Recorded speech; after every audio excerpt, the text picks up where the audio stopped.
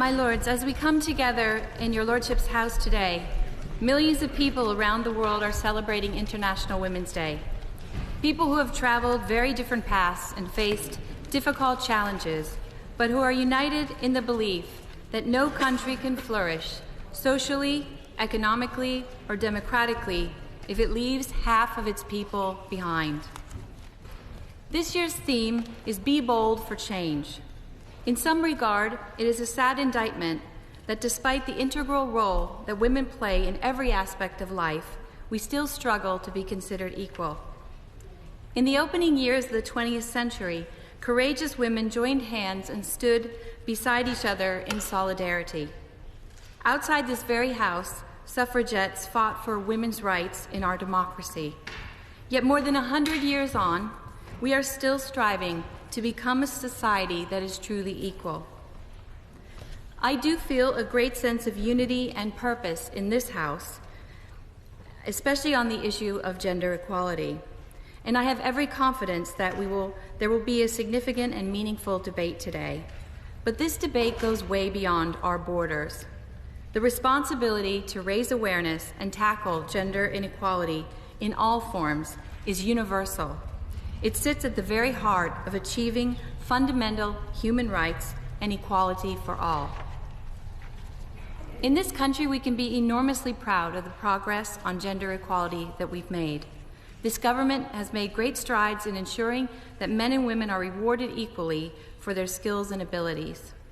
More women than ever are in work, and the gender pay gap is at its lowest point, but we must persist. The new gender pay gap regulations, which will come into force next month, will provide greater transparency and move us significantly in the direction of eliminating the pay gap altogether. This progress, combined with our introduction of shared parental leave and pay, is an important step in recognizing the often undervalued work that women do. It goes a long way in addressing the impact of punitive career setbacks that occur when one parent takes on the lion's share of domestic responsibilities. I remember those painful setbacks myself. As a single mother, I experienced the immense pressure of wanting to be a perfect and indestructible parent, whilst having to support my son and try to lead a successful professional life.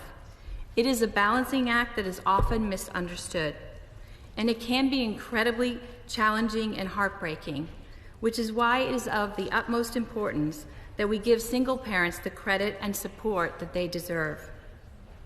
Luckily, in my professional life, I've had the privilege of working in some of the most forward-thinking, creative, and innovative companies. And throughout this experience, I've witnessed great women contributing their skills and talents to improving our lives through technology and innovation. Technology has the power to be the great leveler. The internet represents opportunity on a mass scale, and in theory, it empowers equally. And yet, when it comes to the question of women and their place in the technology sector, this rule does not seem to apply. Indeed, often it is quite the opposite, as men outnumber women and dominate senior roles. Women currently fill less than 30% of tech jobs in the United Kingdom. One explanation is that there are simply not enough women applying for these roles, and even fewer girls studying science, technology, and coding in secondary school. Now, this wasn't always the case. In fact, women in the UK played a significant role in the beginnings of modern computing. The portrait of Ada Lovelace that hangs proudly in number 10 Downing Street is a testament to this. The Countess of Lovelace was a brilliant mathematician who wrote the first instructions for the analytical engine which launched the birth of computing.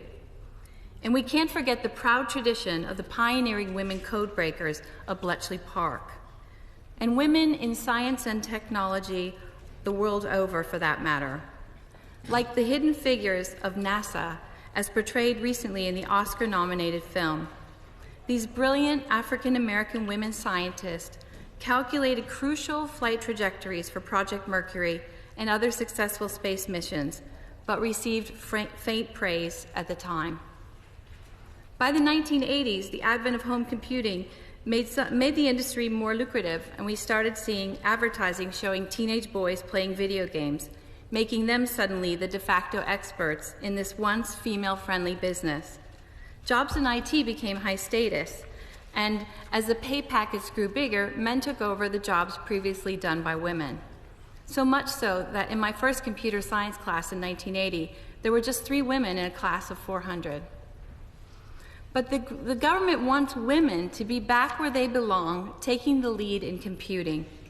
We were the first government globally to introduce computing in the national curriculum, allowing pupils to learn computational thinking and creativity as active participants in the digital world.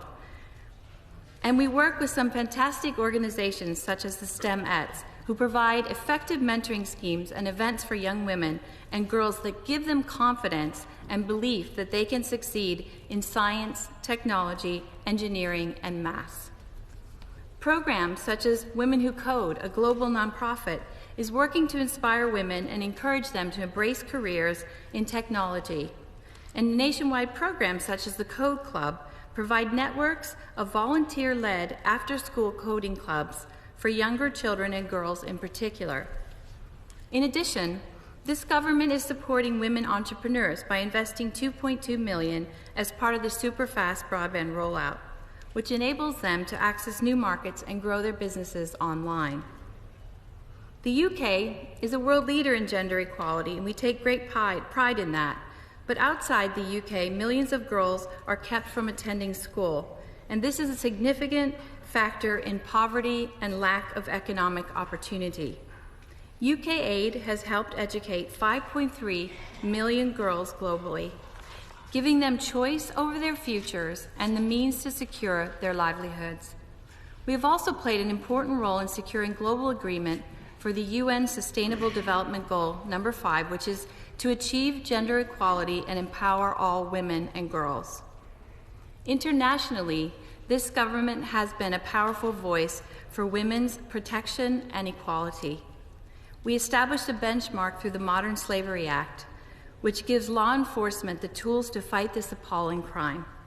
It gives them the tools to ensure perpetrators are brought to justice and enhances the support and protection of victims. Additionally, the Home Office is coordinating efforts across governments and globally to tackle the crime of FGM and is supporting the work of voluntary and community sectors, survivors, and professionals that oppose this extreme manifestation of gender inequality and abuse. This work enables us to raise awareness and to become part of a wider conversation that empowers women globally to have open discussions, both online and offline, about this devastating practice.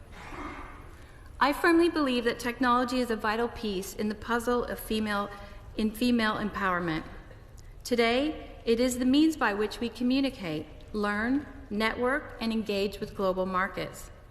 Thus, digital technologies have a great potential as tools for the inclusion of marginalized groups, enabling new kinds of participation in economic and political processes. Recently, we saw this potential in action as women organized online and marched in cities all around the world to defend their basic human rights. But the digital world must also be safe, inclusive, and empowering. That means building resilience through education and equipping all people with the tools to respond to and report harmful content, so that there is no opportunity to use the internet as a weapon against equality. I know that many of you have been recipients of hurtful, aggressive, and degrading attacks online. Online misogyny is abhorrent.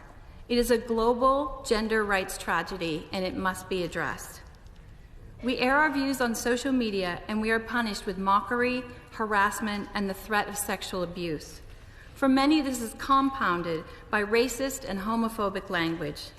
These tactics are used to undermine our human rights, our dignity, and to silence our voices. To that end, the recently announced review of domestic abuse and violence legislation presents us with an opportunity to simplify the wide-ranging legal protections that exist and support people with information and the knowledge they need to protect themselves. Nobody should be left in any doubt of our commitment to ensure that all women and girls live free from violence and abuse whether online or in their communities. Our commitment to this cause is exemplified by the work of the We Protect Global Alliance, which was founded and funded by this government. Today, We Protect works in collaboration with over 70 countries, NGOs, law enforcement, and industry leaders as part of a multi-stakeholder initiative to galvanize global action and eradicate child sexual abuse and exploitation online. And the newly announced cross-government drive on online safety led by DCMS will bring together the Home Office, the Department of Education, the Department of Health, and the Ministry of Justice as part of a powerful, coordinated effort to continue our work to make the Internet safer. We are also using new technology-led communications to speak directly to young people and help them to recognize abuse. Our acclaimed teenage relationship abuse campaign, Disrespect Nobody, encourages teens to rethink their views on violence, abuse, and consent. And young people need this information and tools to build healthy, respectful, and nurturing relationships. That is why last week government announced the new duty of all schools to provide education on relationships as part of PSHE curriculum. The Child Exploitation Online Protection Centre, CEOP, works across the UK to tackle child sex abuse and to provide advice for parents and young people. This work is both national and international and ensures that online child sex offenders are brought to justice in the UK in our UK courts. This includes those involved in the production, distribution, and viewing of child abuse material. But of course, my lords, more needs to be done, and today's theme, Be Bold for Change, means that everyone is watching expectantly to ensure that we continue making progress. Progress won't come easily. No true progress ever does. But I am sure I speak for all the noble lords today in embracing the commitment to never stop striving towards a truly equal society. I beg to move. The question is that this motion be agreed to. I'd like to remind noble lords of the advisory speaking time for today's debate of 7 minutes at most, if the House is to rise by 7 o'clock this evening. Start off being chastised. My lords, I'd like to start by thanking the noble Baroness Lady Shields for putting down today's debate. It's heartening to see that there are contributors from across the benches because, in my opinion, we can only solve these really difficult questions if we work together. My lords, many women around the world would have had the freedom and the wherewithal to celebrate International Women's Day yesterday, either by organising local events, social occasions, or by demonstrations and protests. We are lucky in this country that if we wish to do so, we can do any of those things. But many, many women will not have had those opportunities. Either their home countries will have strict social rules about the way women are expected to behave, many not allowing women to be out in public without a male escort, or any questioning of the government's policies or programmes will be seen as heresy and to protest is too dangerous. And then there are the women who are just too poor to be able to assemble for an objection or even to raise their heads. To be poor women in many parts of the world, of course, is to be dirt poor. No hope, no personal space, and no rights. And that is why we, who are by comparison so hugely privileged, must shout out for those women who cannot shout for themselves. Firstly, my lords, I'm pleased that our government has continued to commit 0.7% of national output to overseas aid, and I would welcome the reiteration of that commitment from the Minister today. It is, of course, right that solid procedures must be in place to ensure this money is wisely and well spent. I'm disturbed, however, by the negative tone taken by the current Secretary of State for the Department, and I hope we can be assured today that the Right Honourable Mrs. Priti Patel is as committed to this work as we would like her to be. Next week, my Lords, the 61st session of the United Nations Commission on the Status of Women will commence at the UN headquarters in New York. This year's main theme will be women's economic empowerment in a changing world of work. I have long believed, my Lords, that access to employment is the key to women's equality. To have your own money in your own pocket is a major step towards independence and dignity.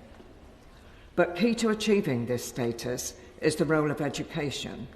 And whilst the impact of Goal 4 of the Sustainable Development Goals has been remarkable, there are still 57 million children globally who are not in school, over 50% of whom are girls. Poor families are much more likely to keep girls at home, either to help run the home or because limited money is always prioritised for boys. But whilst major programmes like the SDGs are essential, local work is absolutely key. I'm currently working to link up a charity in which I'm involved with the work of an NGO called the Book Bus, which operates in a couple of African countries, touring villages with a book bus and helpers, providing books and teaching children to read. Breaking down nervousness at the role of outsiders and persuading parents and whole families that children's learning is key to all of their futures needs slow but respectful confidence building. Equally, the local approach is essential in building the confidence of women and the support of men in order to encourage and enable women to participate in local life, generally an essential first step on the public activity ladder. It is a proven point that decisions made by both women and men generally lead to the most sustainable and effective outcomes. UN Resolution 1325, which requires the voices of women in peace-building processes, was not introduced as a SOP, but because we know solutions made by mixed communities produce better results. My Lords, this is a subject about which we could talk all day. Much is being done to help women to achieve their potential, and much more continues to need to be done. But let me conclude with a small piece of information from 100 years ago. On the 23rd of February 1917, a protest on International Women's Day led to 12 days of revolt in Petrograd, formerly St. Petersburg. On the 2nd of March, Tsar Nicholas II was forced to abdicate, and the Russian Revolution was on its way. As John Knox said back in the 16th century, beware the monstrous regiment of women. My Lords, there's a country where one group of women are allowed to be recognised legally only if they can prove their identity to the satisfaction of a psychiatrist for at least 2 years. Sounds like Russia. There's a country where women can have their legal identity denied indefinitely by a spouse. Sounds like a theocracy, like Saudi Arabia. There's a country where some women, in order to obtain legal recognition, have to make an application to a panel which meets in secret, whose composition is never revealed, and when a decision is made, there's no right of appeal. Sounds like China. Well, no. In all three cases, I'm talking about the United Kingdom, because that's how we treat trans women and men in our country today. Whilst England and Wales and Scotland have made significant progress on LGBT rights, our trans citizens face discrimination in public services, a damaging lack of understanding in the media by people who should know better, and they face physical violence. There have been transphobic hate crime reports, which rose from 215 in 2011 to 582 in 2015, but prosecutions remain steadfastly at 20 per annum. In January 2016, in another place, the Women and Equalities Committee produced a report, 35 major propositions, recommendations. And there was a reply to that by the government on the 7th of July. It was responded to on behalf of a government in which Theresa May was Home Secretary. And today I want to ask the Minister about some key points in that report and in the response. Cross-government strategy. The Minister for Women and Equalities has a cross-government departmental role because these people face discrimination in a number of different aspects of government. The government said in July 26 that it would agree an action plan, an update of a 2011 Trans Equality Action Plan brought into government by Lynn Featherstone, and that they would monitor progress and they would publish an updated action plan. We're still waiting, my lords, and I ask the Minister when that will happen. The revision of the Equality Act. The Women and Equalities Committee had evidence from all sorts of people, including legal and medical professionals, that stated that the inclusion of gender reassignment as a protected characteristic in the Equality Act was a huge step forward at the time, but it's now dated. And what we really need is an updating of that act to make gender identity a protected characteristic. Fundamental difference that could make to the lives of these women. It would, because, for example, it would enable some of their political representation. We have no trans people in Parliament whatsoever. Some of us, my political party, want to make sure that we give preference to some candidates from minority groups, and that includes people from the trans community. In fact, we have adopted a candidate in a seat that we hope to win, but it would have been much easier to do if we'd had that change in the law. Third thing, changing the Gender Recognition Act. The Women and Equalities Inquiry had people testifying to the fact that that was, in its day, pioneering legislation. But it too is dated. It has a medicalised approach. It requires people to have a mental health diagnosis to confirm their identity. And it runs contrary to the dignity and the personal autonomy of applicants.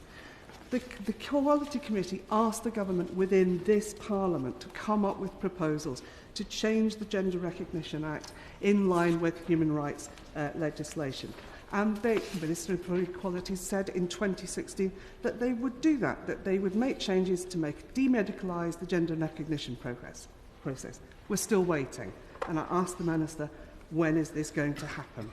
That gender recognition panel that meets in secret, is it monitored?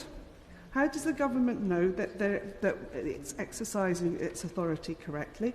How does it know whether it's actually doing so efficiently and whether people's rights are being abused? The final thing, my lords, was the spousal veto. The noble Baroness Stoll will not be surprised to hear me raise this as the matter that we talked about during the Same-Sex Marriage Act. It is still the case that a spouse can withhold their agreement to a gender recognition certificate being issued to their partner who has transitioned. Can't think of any other circumstance in which we would allow a spouse to indefinitely punish somebody to whom they had been close and to prevent them from obtaining the legal identity that they should be entitled to. I think I want to ask the Noble Barrister, when we've asked about this before, we have had numbers given to us of the number of spousal recognitions that have gone through, but what we've never had is numbers of people who have been refused. And I think we really do need to stop these women being indefinitely trapped in this situation. My lords, we have done a tremendous amount in this country to lead the world in terms of equalities legislation, but in this one respect, we are lagging far, far behind. And it is really important that we begin to pick this issue up very soon. Next year, we will have the Commonwealth Heads of Government meeting in this country. And we talk to the Commonwealth, to whom we left a terrible, terrible colonial legacy on LGBT rights, and we tell them that they should get better. Well, my lords, trans women are bold, and I think they're brave, quite often just doing everyday things, but they have waited far, far too long for change. So the government may have hoped that this report sank without trace and that some of us haven't noticed. Well, we have, my lords, and we're going to continue to ask the question until these women get the equality and the equal treatment that they deserve. My lords, let me first declare my interests as set out in the register, because following the noble lady, I was involved in the appointment of the last two chief executives of Stonewall, and I have been involved in the appointment of a large number of women to lead philanthropic and charitable organisations, and I know how seriously her words are taken. Let me also say to the noble lady, but my good friend, Baroness Prosser, I'm so proud to be part of the monstrous regiment of women, and I think many of us in this House are. And one of the joys and the privileges of being here is there are so many women who in their time have broken through barriers, had a pretty tough and difficult time, but there's what tenacity and courage and resilience has seen them through. And I can't help but have a sense of jubilation about some of the achievements in the United Kingdom. Who ever thought we'd have a Commissioner of the Metropolitan Police, Cressida Dick? I mean, this is extraordinary. To the noble lady, who ever thought we'd have a female head of the TUC, with Frances, who's such an excellent woman. And welcoming the Minister is a particular joy, because her background is very different to many of us who've battled on in rather conventional paths. She's an example of the modern woman, technological expert, an entrepreneur.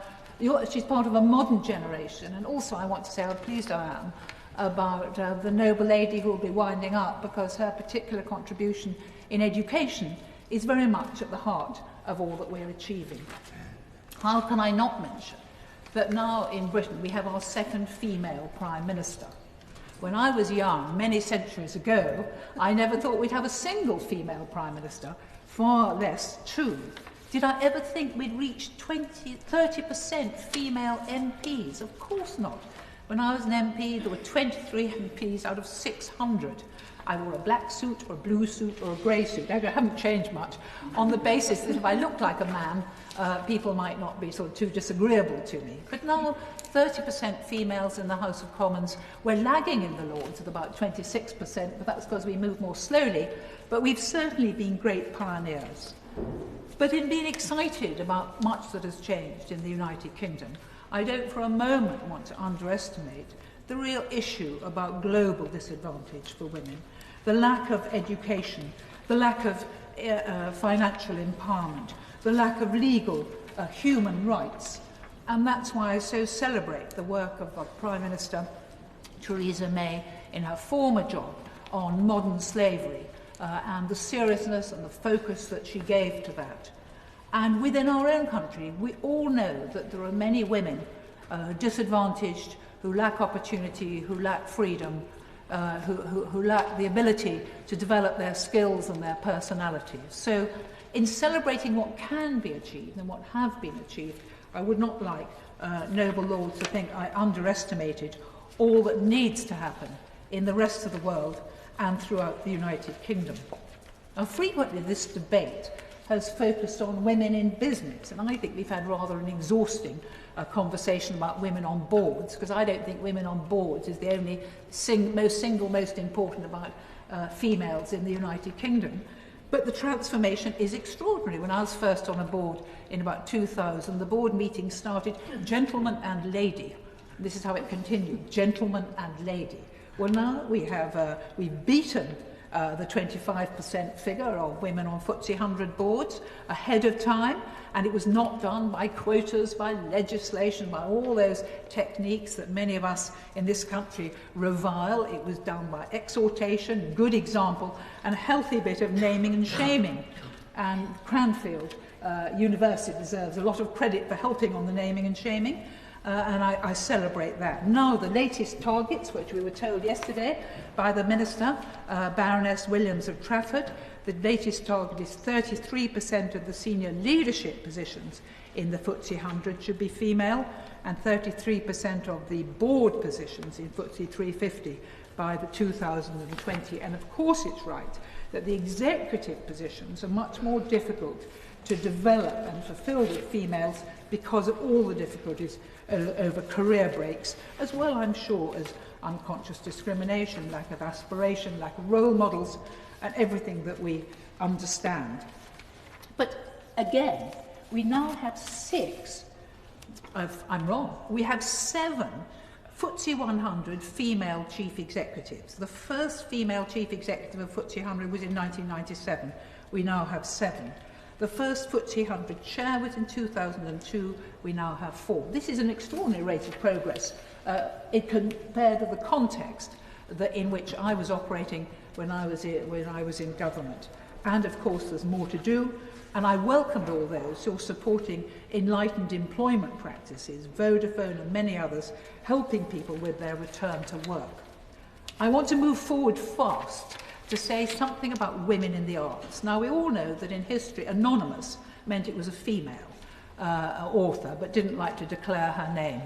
But the appointment of Maria Bulshaw, replacing Sir Nicholas Sirota at the Tate, in our largest, most impressive, iconic arts organisation, really is extraordinarily exciting.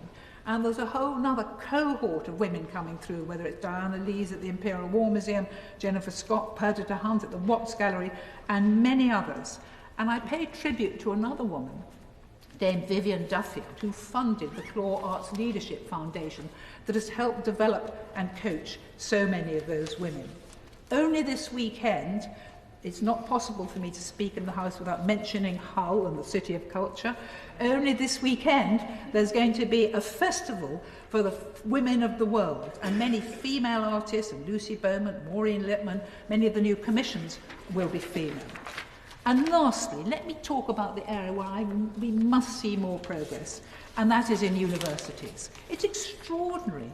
When we started these debates, about 12% of Vice-Chancellors were women. It's now up to about 20%. But there should be more. Minouche Shafiq taking over at LSE, the first female at the London School of Economics, my alma mater. Baroness Amos at SOAS.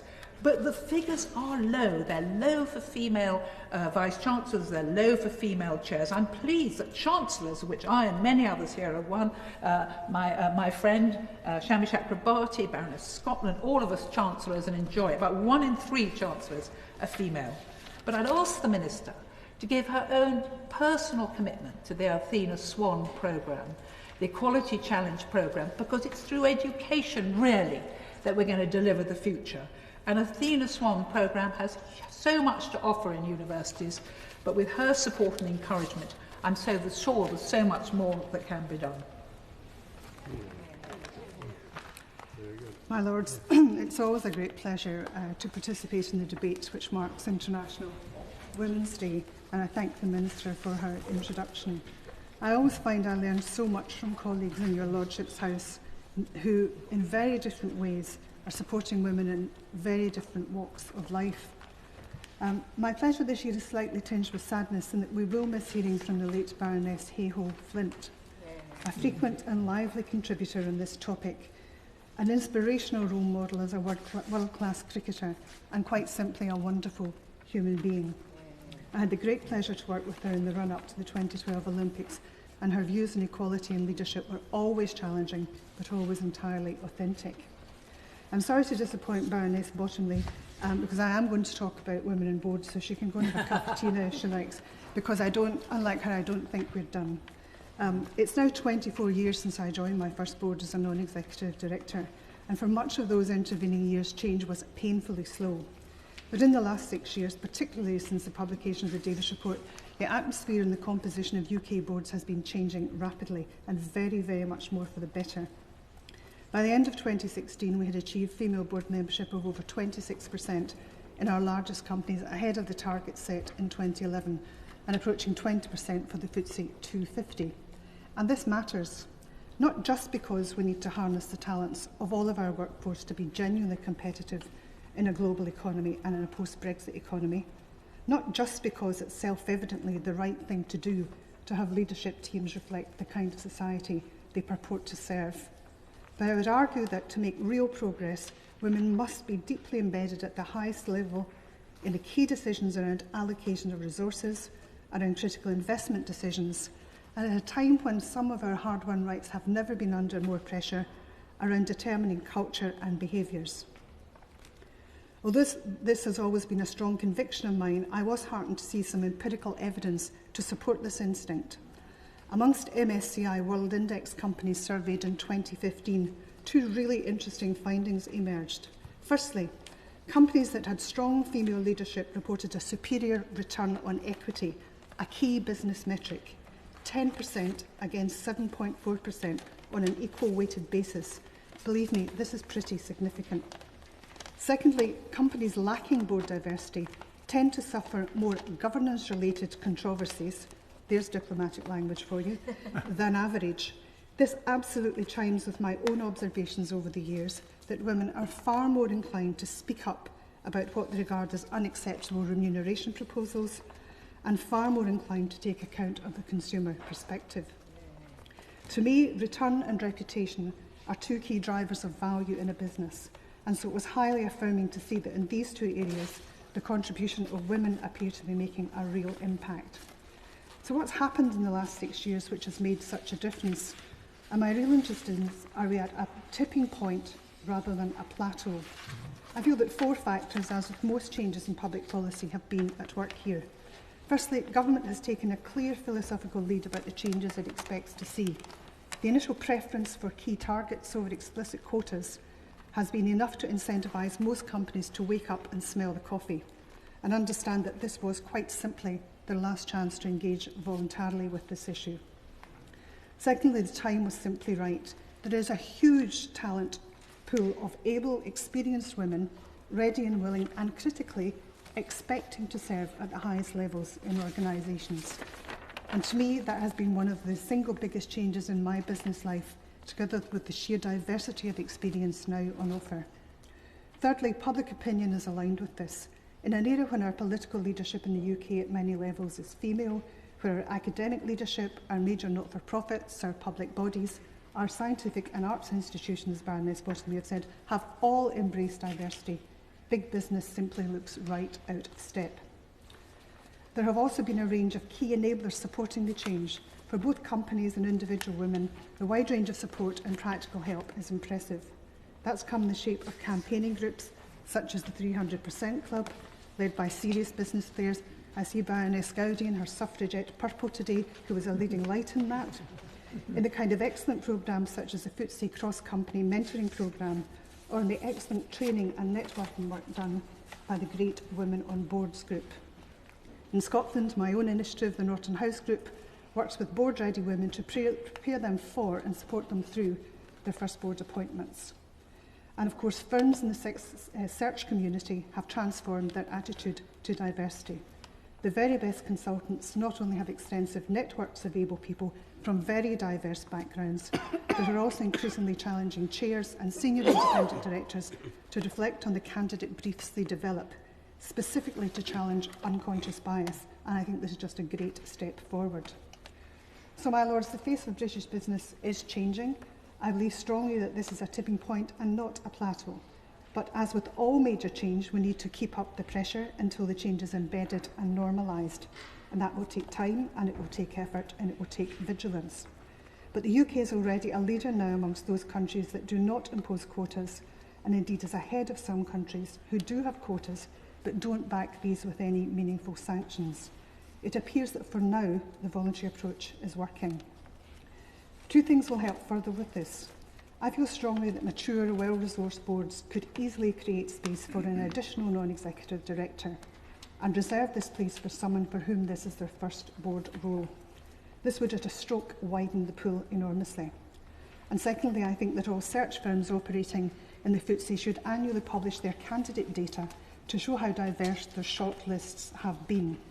This will give companies a real insight into which firms actually take this seriously and help inform their choice for appointing these firms in the future. I'm very proud to have added my own footnote to all of this change. I was very pleased to chair the first company in the Footsie with an all-female senior lineup. Whilst chairman of Granger plc, we appointed a female chief executive, a female finance director, and a female senior independent director. On discovering this, I had a call from one of our major shareholders who remarked that all the top jobs are held by women, Margaret, and how could this have happened? I had a very clear answer for him. I explained that we had simply hired the best people. My lords, I would like to thank the noble lady, Lady Shields, for bringing this debate today, and how generous was her introduction. I think we all enjoyed it and learned from it. It seems only yesterday that I had the privilege to stand before you in this very chamber, marking the 100th anniversary of the International Women's Day movement. Today, I would like to begin with a quote from the esteemed American historian, Laurel Thatcher Ulrich, who once famously said, "Well-behaved women seldom make history." Her quote sits well with this year's International Women's Day theme, "Be bold for change."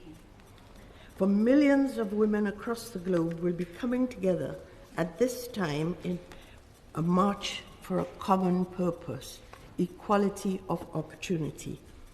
They all know a simple truth, that if we are mindful of our todays, then we are duty-bound to make change to improve our tomorrow. I will concentrate today on women whose skin color is black, because they carry the burden of double discrimination. Over the years, I've been fortunate enough to witness many advancements in the old world of race relations and the modern one of diversity and inclusion. Back in 1971, just 2% of the UK population were identified as not white. Today, that figure is 14%, and by 2030, it's expected to be nearer 20%. Despite this, ethnic minorities make up only 6.2% of the country's small and medium-sized enterprises, contributing 25 to 32 million to the UK economy per year, whereas women-led enterprise add around 17 billion per year to the economy. Yet, I remain mindful that if women of the world are to win the global change we seek, battles closer to home must be won. With women making up 51% of the planet's population in the UK and being responsible for the majority of the household expenditure, closing the gender pay gap provides us all with a clear opportunity of one of the challenges closer to our homeland. We must win to allow our daughters and our daughters' daughters to be seen as equal in the eyes of the society. They say that necessity is the mother of invention. After the Second World War, the invitation to the colonies to support the mother country, yet there was no special service provision for them. The hardest was needing hairdressers to look after their own hair. One of the problems coming into a cold country with African Caribbean hair means that you got a lot of work to do to get it right. But the African Caribbean women throughout our metropolitan cities, despite financial exclusion when told by bankers we do not on principle lend money to black people, were forced to use the kitchen stove and the hair comb to straighten their hair so that they can cope in the society. They needed to, the weather was bad. But also the fact that they needed help but didn't get any, did not stop them. And today you can find hairdressers, beauty salons run by black women on the high street of the towns of this country. And I think that when I know what they suffered, because I came here in 1951 and I saw immigration, I have to say though, they had to help themselves and they had support from some people. Black women have set up groups like Black Women Mean Business in facilitating progress like the European Federation of Black Women. I have the honor to be their patron, so do forgive me for talking about them, because they are an amazing group of women. I find it very difficult, never being in business, to know what they're doing, but by God, it's good. Each year, we hold several meetings with people who are trying to ensure that we take our place lawfully but willfully in a nation that still carries double discrimination. Skin color, and you know the other one. The spectrum of science, technology, engineering, and mathematics, otherwise known as STEM subjects, in far greater numbers than in the past. We in Parliament must continue to encourage young women to be fearless in resisting the geek label and continue this trend, ensuring that engineering and the science careers of the future do not remain solely in the male bastions. I think from your newspaper you will know that black women play a great part in that, the young ones. On the 13th of March 2013, I had the temerity to raise the question of black women on boards in this chamber. I will not tell the House the responses I had from some members of the House. You may read it yourself in Hansard. But I am pleased to say that there are instances where the number of black women on boards has improved. Sir John Parker's recent review into ethnic diversity on UK boards, Beyond 1 by 21, amongst other things, recommends a deeper trawl of talent and improved pipeline to spot black and minority ethnic gifted individuals to be boardroom directors for the future. In addition to this, the Lord Davies report on women on boards has been a huge success, supporting the nation to exceed their targets in enabling more women to hold seats on the Footsie.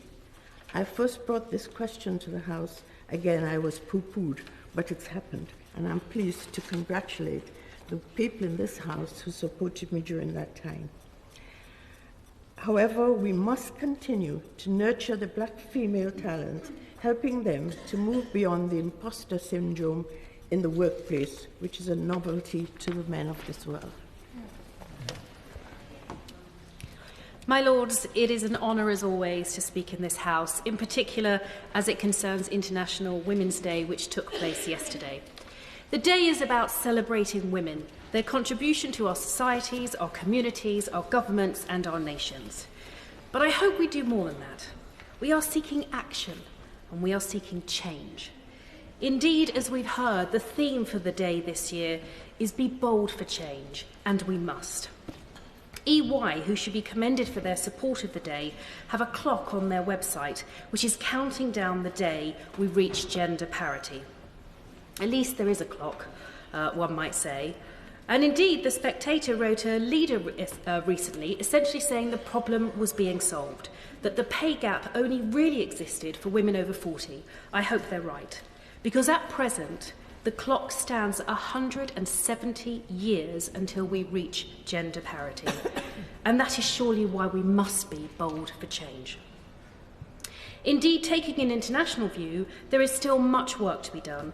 The UN estimates that only 50% of working-age women are represented in the workforce, compared to 76% for men. And we know that's because women aren't standing idle. It's because our economies simply don't recognise the work that many women do. If they are not in low-paid, low-skilled jobs, they are in the informal economy, in social care and domestic roles, which sadly go unaccounted for. This is not choice. This is not gender parity. But what kind of change and who is the change maker? The starting point for some is government, and indeed there are things government can do. I welcome, for example, the UK's move to gender pay gap reporting for companies with more than 250 employees. And there are, though, limits, I think, on what the law can do. But there are no limits to what business can do to drive forward workplace equality and bring that 170-year clock down to meet the UN's Planet 50-50 goal by 2030. And to those that ask, what about profitability? Isn't that the only thing business leaders should be concerned with? I ask them to read a report on harnessing disruption. Business leaders will be familiar with this challenge. Innovation is about profits, but it's also about survival. Anticipating and incorporating change into your business is vital in a globalised economy. The report talks of things like advances in digital and big data analytics, all important trends that if missed, a business can find itself behind a curve it can never get ahead of again. But what do these trends have to do with International Women's Day? Well, the full title of the report is actually Navigating Disruption Without Gender Diversity, Think Again. It goes on to explain that without incorporating what should be a megatrend, gender diversity, into the workforce, there are far more likely to miss disruptive technology. Indeed, a recent report from the Peterson Institute found that 30% female participation on boards can add 6 points to the company's net margin. 30%, that's not even gender equality. And yet the EY report says that 23% of business leaders expect no change to gender diversity in the next 5 years. So despite debating it here in this chamber at the heart of government, I think those who must do the most to be bold for change are not ministers, but CEOs and chairmen. They must do it not because of government policy, not because of equality for equality's sake, not because of International Women's Day. They must do it if they want to survive and thrive. CEOs should look at whether they have done enough to attract and retain top female talent. That is the greatest hedge of all.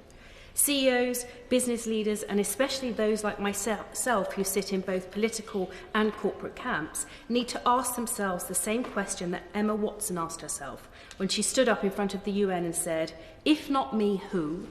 If not now, when?" My lords, I made it through my whole speech without mentioning Brexit, but alas, business leaders I speak of are rightly concerned about it. But actually, I think they should be just as concerned about whether they have a plan to attract the best talent to compete without missing out on half of the population. If they don't, the terms of market access, passporting, the single market, the customs union might not be what does it for them after all. Top female talent might just be the best insurance they can buy.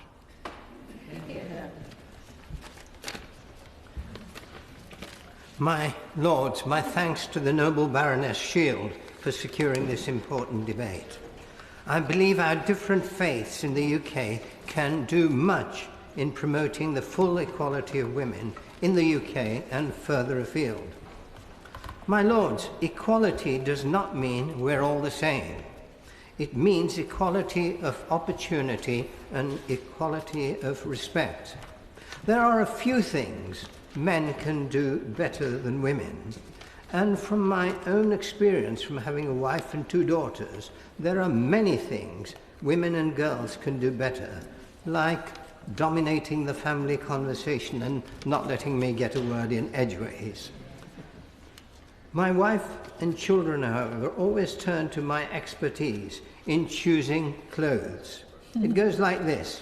We enter the shop and I go for the nearest chair, sit down, while they spend ages at looking at different dresses. When they've narrowed the choice to a couple, one of 2, they come to me and I look very smug, smile smugly and say, "This one." And they look at each other, smile and say, "We'll take that one."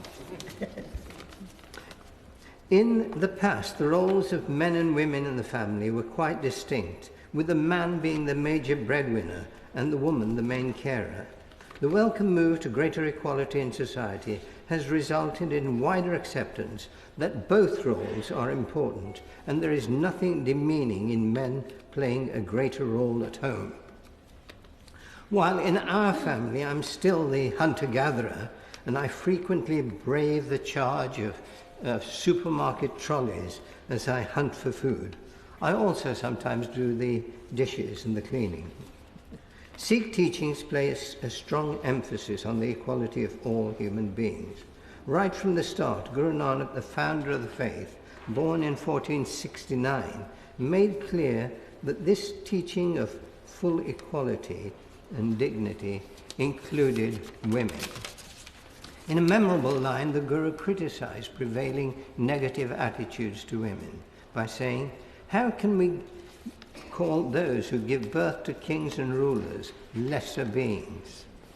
In 1699, when Guru Gobind Singh gave Sikh men the common name Singh, literally lion, to remind us of the need for courage, he gave the name or title Kaur, literally princess, to women, to remind them and others of their elevated status in Sikh society.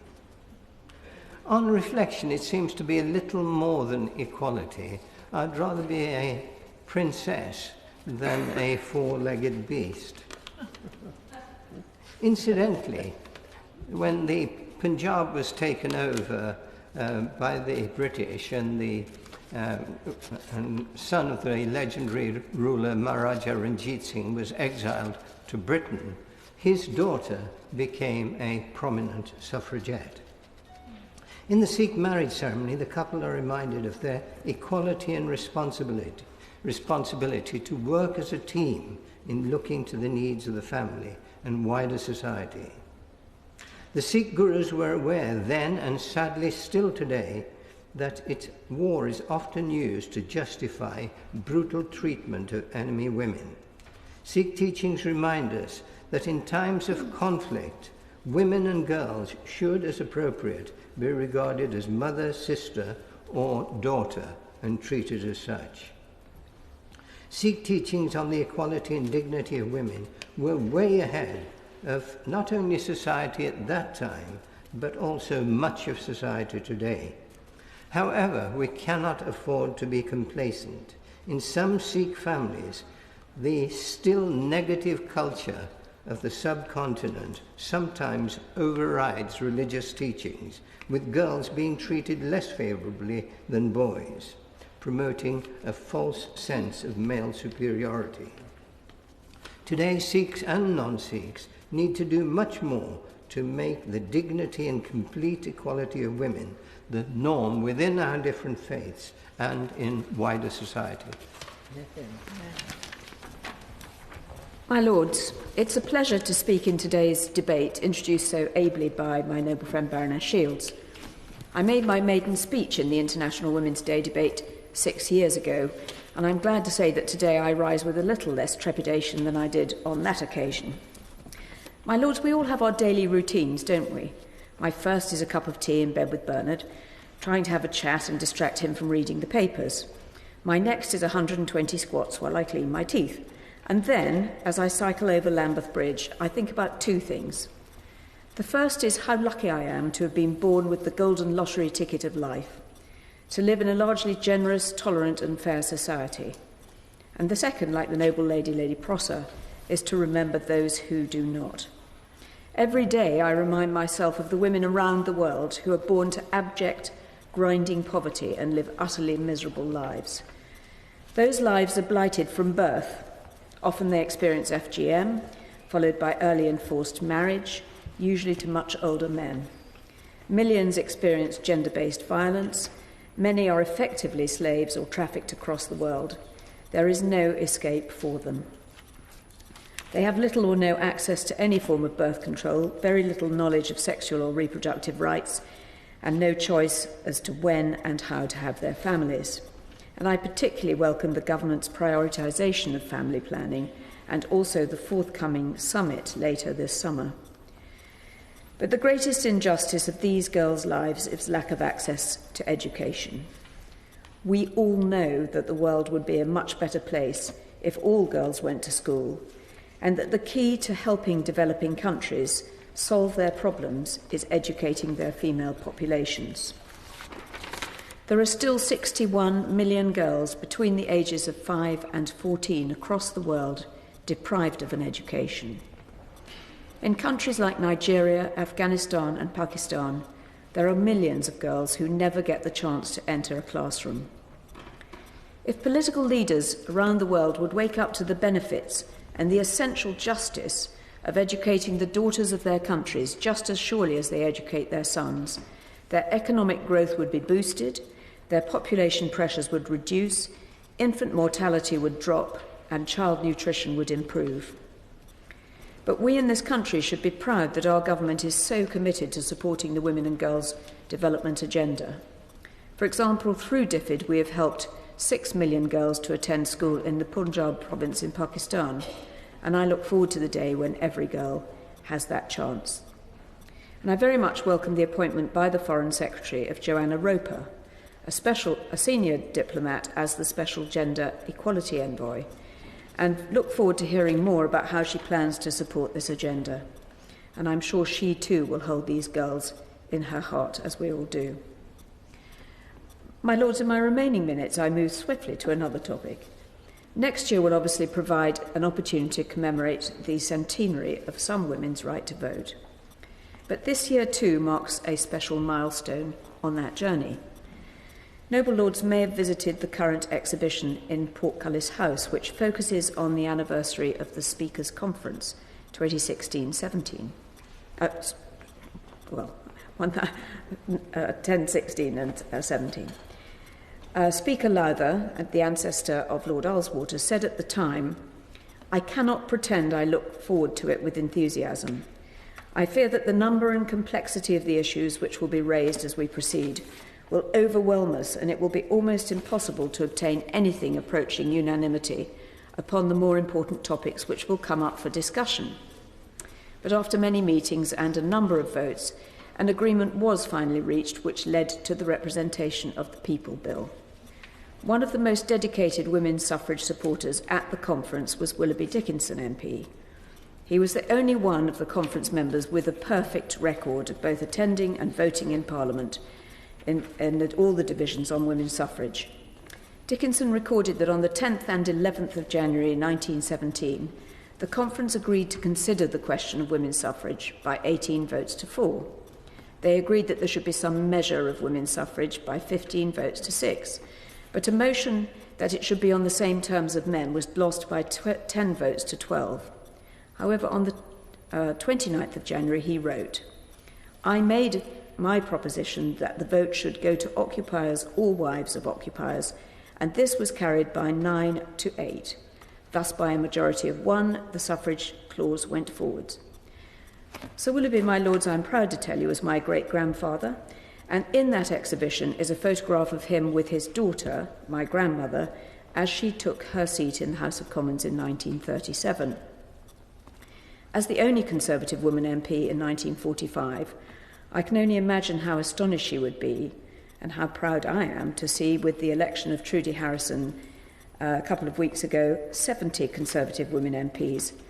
I think she'd also be astonished to find me on these benches, and I think also our country led by our second woman Prime Minister. Yeah. My Lords, I thank Baroness Shields for introducing the debate, and I hope I will not be considered a fraud by taking part in a topic which has a global dimension. My international involvement in women's campaigns took place in the 80s and 90s, and I'll be concentrating today on the impact of government policies on women in the UK.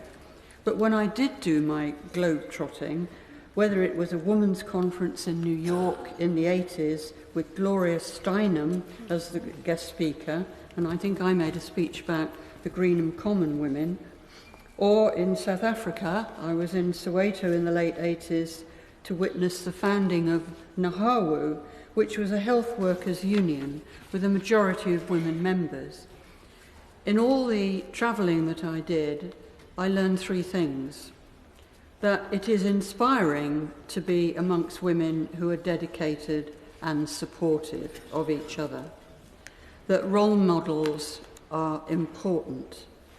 And thirdly, and most importantly, that women globally need no lessons from us in the UK about how to improve their lot.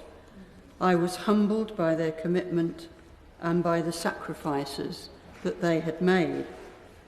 But in my contribution, I want to say more about the pay gap in the UK and the care economy and the gender impact of taxation and social security policies.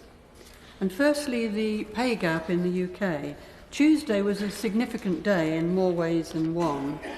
Not just the debate on Brexit, where women had to fight to be heard on both sides of the debate, but it was also the day that the average woman worker stopped working for free before they caught up with men. 66 days since the start of this year, and they work for free. The reasons are the same as they were when the Equal Pay Act became law 45 years ago. Undervaluing roles predominantly undertaken by women, unequal caring responsibilities and outright discrimination, and all the factors recently confirmed in a report by the Fawcett Society. And one of the key ways in which this discrimination could have been tackled was by making a claim to an employment tribunal. And the introduction of fees by the former coalition government has seen the number of applications fall by 80%. From January to March 2014, just 1,222 sex discrimination claims were made, compared to 6,017 in the same quarter in 2013. This is a denial of justice. The introduction of mandatory pay gap reporting is welcome, but it will only work if there's a requirement to publish an action plan on how employers intend to deal with the problem, and with penalties for those who take no action. Turning to the care economy, a new report by the UK's Women's Budget Group for the International Trade Union Confederation shows that investing public funds in childcare and elder care services is more effective in reducing public deficits and debt than austerity policies. If 2% of GDP were invested in care industries in the UK, it could create up to 1.5 million jobs. Women's employment rate would rise by more than 5 points in the UK and reduce the gender employment gap by up to 25%. Surely this is better than the government's unimaginative and unnecessary austerity policies. Not surprisingly, we even have gender bias in economic thinking. As the ITUC report states, under the UN-mandated system of national accounts, investment in physical infrastructure counts as capital stock, whereas investment in social infrastructure is considered as government annual current spending. One is an investment, the other a cost. If the 2% of GDP on the care economy was applied in other countries, it would mean 24 million new jobs in China, 11 million in India, 2.8 million in Indonesia, and just over 400,000 in South Africa. On taxation, the gender impact of taxation policies are one of the most insidious forms of sex discrimination. The Women's Budget Group has welcomed the Chancellor's promise to consult on ways to ensure that the taxation of different ways of working is fair between different individuals, and it is to be hoped that those consultations will be meaningful. As the Women's Budget Group has said, income tax cuts benefit men disproportionately more than women, because women earn less than men and rely more on public services that tax revenues fund. They continue, poorer local authorities can raise less money but need to fund greater use of vital services.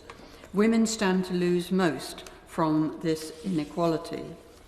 My noble friend Baroness Lister of Burtesset put down a question a year ago about the impact on women of the raising of personal tax allowances. Of those who will not benefit at all from any rises in the personal tax allowances in this Parliament, 66% are women who don't benefit and 41% have dependent children. And raising the higher rate threshold benefits men. 68% of those taken out of the higher rate tax ban last time were men, according to Treasury figures, and that proportion will rise as the threshold is raised further to 2020. Those extremely costly measures worsen gender equality in two ways. They raise the disposable income of most men, and they erode the tax base on those who rely on government funds for benefits and public services. By 2020, the lost revenue due to the changes to personal income tax thresholds since June 2010 will be approximately 19 billion, and these will be paid for by freezing working benefits and cutting work allowances and reducing income disregard and universal credit. That alone will cost 3.5 billion a year, and both of these affect women, my lords. We still have a long way to go. My lords, I too thank Baroness Shields for introducing this debate. International Women's Day was first observed over a century ago. Progress has been made around the world in the quest for equality. Today, women have gained the right to vote and run for public offices, enjoy constitutional guarantees of equality in many countries. In many countries, they are active participants in the economy, are acquiring high-level education, and are playing a crucial role in the political, economic, social, and cultural life of their families, communities, and countries. However, my lords, there are still situations in the world where struggle for human rights, equality, and rule of law continues at a heavy price. My lords, at a glance, countries of Southeast Asia, namely Sri Lanka, Bangladesh, India, and Pakistan, have progressed well, where women have held the highest ranks in politics and government. All of these countries have seen female prime ministers.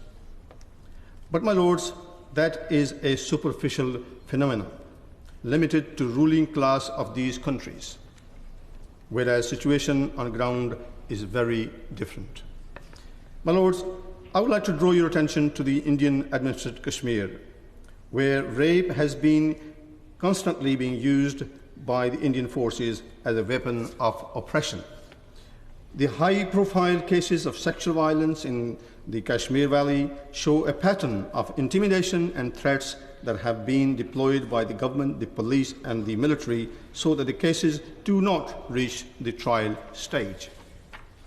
Many victims of Pushpura gang rape by the security forces that took place in February 1991 have died waiting for justice, and justice system has failed to conclude the process of justice during the last 26 years.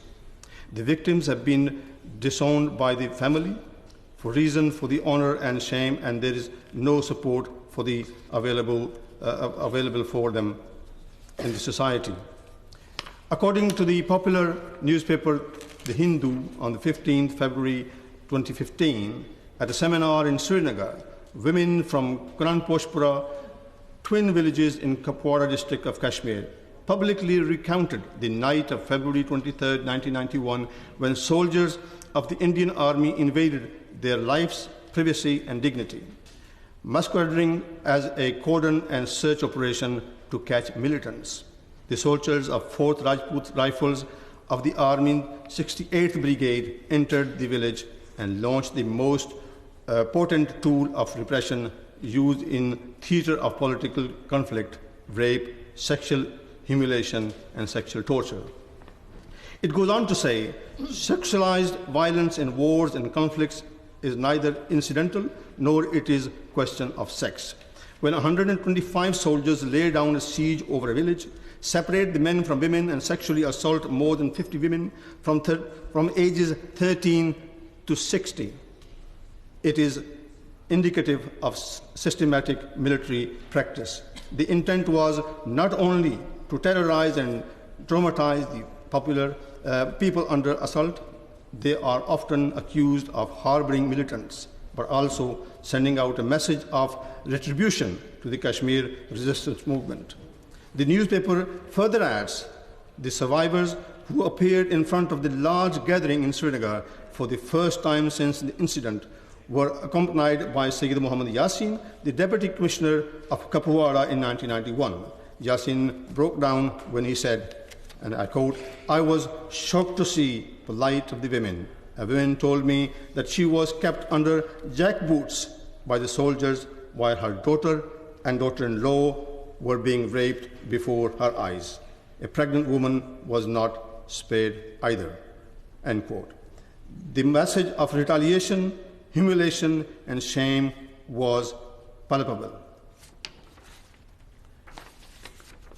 These victims often suffer from double victimization through neglect and isolation. My Lord, Kunanposhpura incident is one of many thousands of such rape cases at the hands of Indian security forces in Kashmir. There is simply no end to it.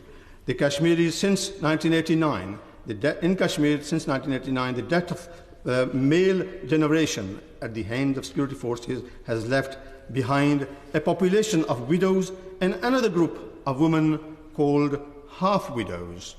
The half-widows find their husbands missing during the last 28 years. It is generally believed that they were taken out of circulation by secret services and the police. They are either in custody or have died during the custody under torture. Unless there is a closure and a certainty about these missing people, these women cannot get married and are called half-widows. Many of these women are unable to find work due to either lack of education, lack of opportunities, family commitments, cultural or religious barriers, or fear of traveling alone. Hence, they live under extreme agony, fear, and poverty. According to the Association of Parents of Missing Persons, a local NGO, there are more than 10,000 people who are missing in Jammu and Kashmir. The government has admitted that nearly 4,000 are missing. The Amnesty International in its report on 23rd of August 2011 has identified 2,800 mass graves in Indian-held Kashmir, while no international human rights organization is allowed to investigate by the Indian authorities. In August 2016, United Nations Commission for Human Rights has been refused access by the Indian authorities to investigate these human rights violations. My Lords, whilst the world is celebrating India's economic growth, the world's largest democracy lacks respect for human rights and equity, whilst her security forces are committing some of the worst human rights abuses with complete impunity. Kashmiri women are crying out loud to the human rights campaigners of the free world to consider them equal and support them to get justice. On that note, my Lords, I ask the Honourable Lady, the Minister, if Her Majesty's Government would raise the plight of the Kashmiri women with the Government of India at the earliest possible opportunity. International Women's Day gives us an opportunity to celebrate the progress that has been made for women, but also to identify the continuing challenges and consider ways to address them. I'm grateful to my noble friend Baroness Shields for her excellent introduction. We should be proud of the UK's recent global record on gender equality. We led the way in establishing a standalone goal as part of the Sustainable Development Goals in 2015. We launched the Preventing Sexual Violence in Conflict Initiative, or PSVI as it is known, and were the first G7 country to hit the 0.7 GNI UN aid spending target and to enshrine it into law. We put women and girls at the heart of international development, and protecting women from violence and supporting survivors is a priority for our government. However, in spite of all these efforts, there is still no country in the world where women have social, political and economic equality, even the UK. So where should we be looking to do more? In much of the developing world, women struggle against patriarchal systems with societal norms and values that disempower them. In some countries, it's very difficult for a woman to function without a husband, and harmful traditional practices such as forced marriage and FGM, coupled with lack of education and no birth control, mean that women's lives are severely limited. The reality is that in many of these countries, there is actually equality enshrined in their constitutions, but too often there is not enough political will to implement and enforce such policies on the ground. The UK can help with this by working with those governments and also by funding projects to work with men as well as women at grassroots to help achieve this. When male community leaders understand why gender equality benefits the whole of society, they can often be the biggest supporters. I've seen this in countries like Mali, where I visited a village project that had persuaded them to stop the terrible practice of FGM. Next week, at the Commission on the Status of Women meeting at the UN in New York, the theme is on women's economic empowerment. When women are given the opportunity to earn a living, they not only lift themselves out of poverty, but they help to transform their countries. But too often, women are confined to the home, unable to have choice over how many children they have, and expected to carry out unpaid care work. Nowhere do women suffer more than in conflict countries, where they are disproportionately affected. All too often, they become the victims of the sexual violence that rages, as the noble Lord Hussein has referred to in Kashmir, which then becomes embedded into society even after the fighting stops. I'm a member of the steering board of the PSVI and was also a member of the Select Committee on Sexual Violence in Conflict, which published its report last year. We visited the DRC, and in Goma and the surrounding area, we saw with glaring clarity the terrible effects of sexual violence on survivors. So I hope that the UK will continue to give a clear lead on this and encourage other countries to take similar action. In countries where women are already the poorest, war also creates millions of widows who become the most neglected and vulnerable of all. This in turn affects the welfare of their children, denying them education and well-being, and having a negative impact upon the future health and prosperity of the country. The year 2000 saw the adoption of the groundbreaking UN Security Resolution 1325 on women, peace and security. This resolution was established to specifically address the matter of women in conflict around its 4 pillars of protection, prevention, participation and relief and recovery. But 17 years on, we are still struggling to try to ensure that women play a part in peace processes. This is in spite of evidence that when women are included, there is a 35% increase in the probability of an agreement lasting 15 years. This lack of inclusion is seen startlingly in the Syrian peace process, where a Syrian Women's Advisory Board has been set up in a consultative capacity, and once again, women have been excluded from having a full place at the peace table. The UK was one of the first countries to adopt UNSCR 1325, and this year is working on a new national action plan. Progress has been made in recent years, and I particularly like to pay tribute to my noble friend Baroness Ainley, who works tirelessly in her role as the Prime Minister's Special Representative on preventing sexual violence in conflict. And I would particularly like to mention Tom Woodruff, who has so ably led the wonderful team at the Foreign Office. I'd also like to congratulate General Messenger, the MOD Gender Champion, on his outstanding work and the progress that's been made at the MOD. Now all UK troops deploying on overseas missions receive training on women, peace and security and PSVI. More military gender advisors are being trained, and all relevant military doctrine will be gender sensitive. However, there is still more that can be done. I very much hope that the UK Government will consider making a commitment to ensure that a significant number of participants at any UK-hosted peace, security and aid events are women, and to speak out strongly against international peace processes that exclude them. Whilst I'm delighted that the UK has contributed $1 million to the Global Acceleration Instrument to address the funding deficit for implementation on UNSCR 1325, and is also giving additional funding over 2 years to support research at the LSE's Centre for Women, Peace and Security, I would hope that a proportion of UK development aid in fragile and conflict-affected states can be spent on women, peace and security. Most importantly, I hope that there can be an increase in funding for women's rights organisations at grassroots level and more support for women human rights defenders. I would also like to draw attention to the Convention on the Elimination of All Forms of Discrimination Against Women, known as CEDAW, often described as the International Bill of Rights for Women. The UK has never nominated anybody for a seat on the committee since the Convention's original inception in 1979.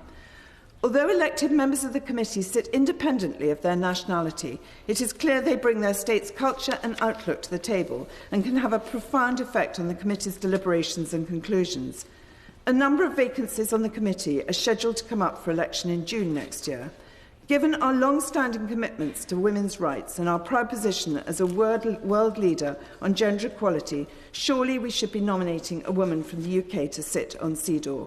We need to lead by example, so can I ask my noble friend the Minister for an assurance that this will happen, and I trust we will not be given more excuses. To conclude, my lords, whilst we have much to celebrate today, there is still more that we can do. Among other things, there will be a London-hosted conference on Somalia in May. I hope that the government will be including the voices of women from Somalian civil society and once again showing the lead in this way by being bold for change. Yeah. My lords, I also congratulate the Noble Baroness Lady Shields for this opportunity to celebrate the achievements of many women. And I would like to introduce examples of some inspirational women and men working to promote the well-being of women and girls in some of the most challenging situations in our world. Education in the conflict areas of Sudan and South Sudan. Maternal and child health in areas of continuing conflict in Burma's Shan state. Gender equality in Pakistan and the UK. And conclude with a celebration of success in Canada. First, please will you travel with me, in imagination, to Sudan's Nuba Mountains this January and climb a rugged mountain for 2 hours to meet families hiding in caves from fear of aerial bombardment. There we meet people suffering snake bites and dying from malaria with no medicine. Yet their priority for help is education, especially education for girls. Schools are deliberately targeted by government of Sudan bombers, so education and exams have to take place out of doors, using the respected Kenya curriculum. When it's time for exams, 1,000 students converge and invigilation is undertaken on the mountainside. Our valiant partner Najwa asks every student to bring a large stone.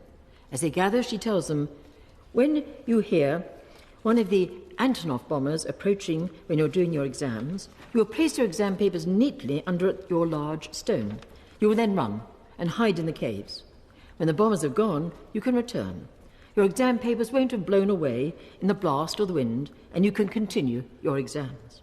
Exam pressure with a difference, and many of those students perform as well as their counterparts in Kenya.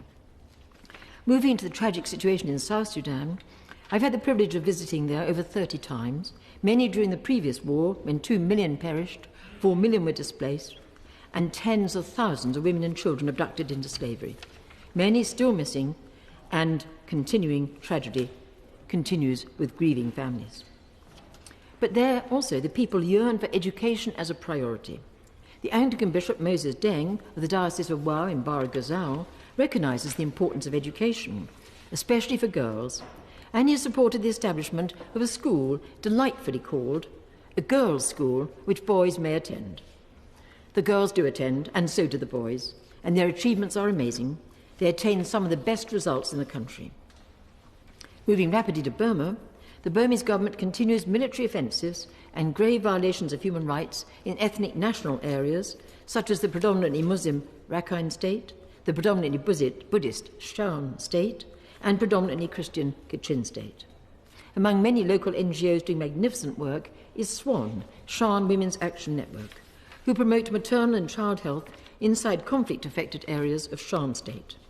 But SWAN has great difficulty in obtaining funds, especially since DFID adopted a policy of using intermediary organisations to implement and monitor DFID support. SWAN claims they can't access these funds because of bureaucratic complexities. Consequently, they are in acute need of resources to maintain their life-saving work. And, my lords, we heard an identical concern expressed by Bishop Moses Deng, desperately trying to obtain funds for life-saving food for thousands of IDPs who fled from conflicts to his diocese. He also says he doesn't have the resources to meet the complexities of DFID's requirements. May I therefore ask the noble lady the Minister if she might request DFID to make funds more readily available to smaller indigenous NGOs carrying out life-saving work in remote and high-risk areas not reached by big aid organisations. I'm thinking of organisations such as SWAN in Burma and local churches in South Sudan. I turn now briefly to the suffering of women caused by religiously sanctioned gender discrimination abroad and in this country. Last year I went to Bangkok to meet people who had to flee for their lives from the application of Sharia law in Pakistan and the failure of authorities to maintain justice for victims of allegations of breaches of Sharia law. Time only permits one example. Esther escaped from Pakistan with her family after her eldest daughter was abducted, compelled to convert from Islam to Christianity, compelled to convert from Christianity to Islam, and forced into marriage. She told me, weeping, I quote, "I was terrified. I went to our neighbour's house to find out who took my child. I fought them to regain my child. I still bear the scars on my arm." The authorities refused to intervene. The family fled to her brother's house, hiding in fear until they were able to escape to Thailand. And sadly, I turn to causes of concern on our own doorsteps here in the UK. Noble Lords may be aware of my private member's bill, seeking to address the suffering of women from religiously sanctioned gender discrimination, and I thank noble Lords present who support that bill. Gender discrimination, of course, may occur in different faith communities, but with the growth of Sharia councils, many Muslim women suffer in ways which would make our suffragettes turn in their graves. Forms of gender discrimination include asymmetrical access to divorce. The husband can just divorce his wife, merely saying, "I divorce you 3 times. She has no reciprocal right.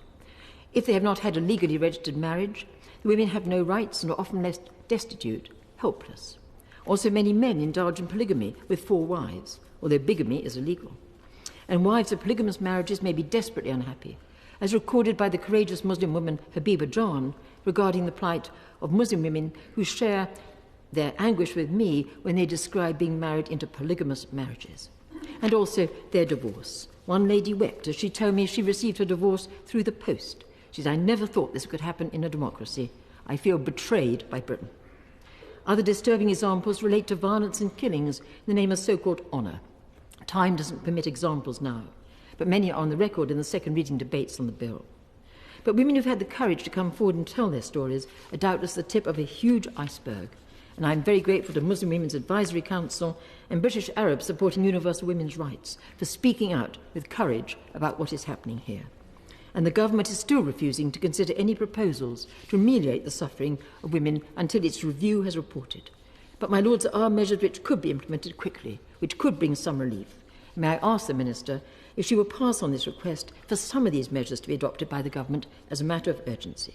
I finish on a note of celebration in Canada. Following a protracted grassroots campaign spearheaded by the renowned Muslim women activist Rahil Raza, the Parliament of Canada passed a bill in 2015 reinforcing Canada's commitment to tackle all forms of violence against women and girls, including so-called honour killings, and helping to ensure that discriminatory practices, including polygamous marriages, do not occur on Canadian soil. So I finish by emphasising I hope today's debate will highlight the urgency of the need to address utterly unacceptable practices of violence and discrimination against women and girls wherever they occur, and by providing inspirational examples who can serve as role models to help to support initiatives to promote justice, equality and the rights of women everywhere. My Lords, I'm grateful that your Lordship's House is again acknowledging this important day. I welcome that we pay tribute to the achievement of so many women and continue to push for full and proper gender equality across the world. My Lords, women are pillars of our families and communities. They have played invaluable roles in our history, including during the 2 world wars, yet they struggle to gain equal treatment. Much progress has been made since the first International Women's Day over a century ago. However, there is still much more to be done. My Lords, I would like to address the situation of women in the Islamic world. I appreciate there is negative perception among some people relating to the role and status of women within the Muslim community.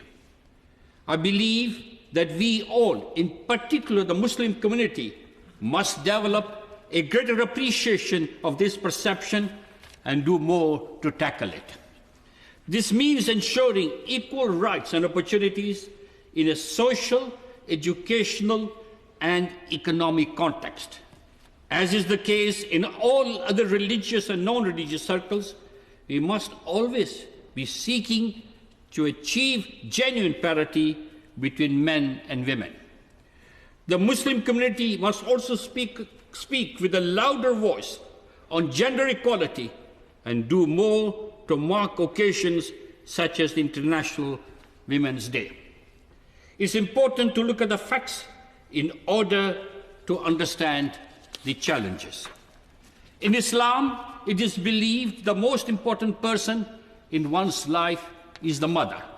We are taught of the respect and dignity that should be provided to them. Muslims, in fact, believe that paradise lies at the feet of the mother.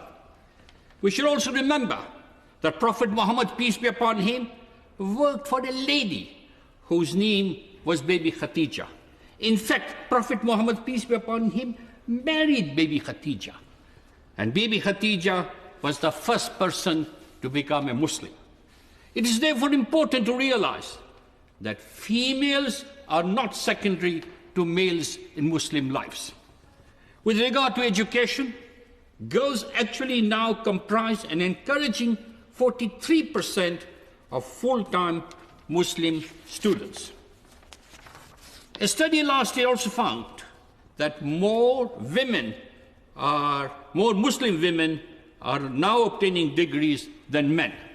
The same study found that average scores in school tests at ages of 11 to 14 were higher for Muslim girls than Muslim boys.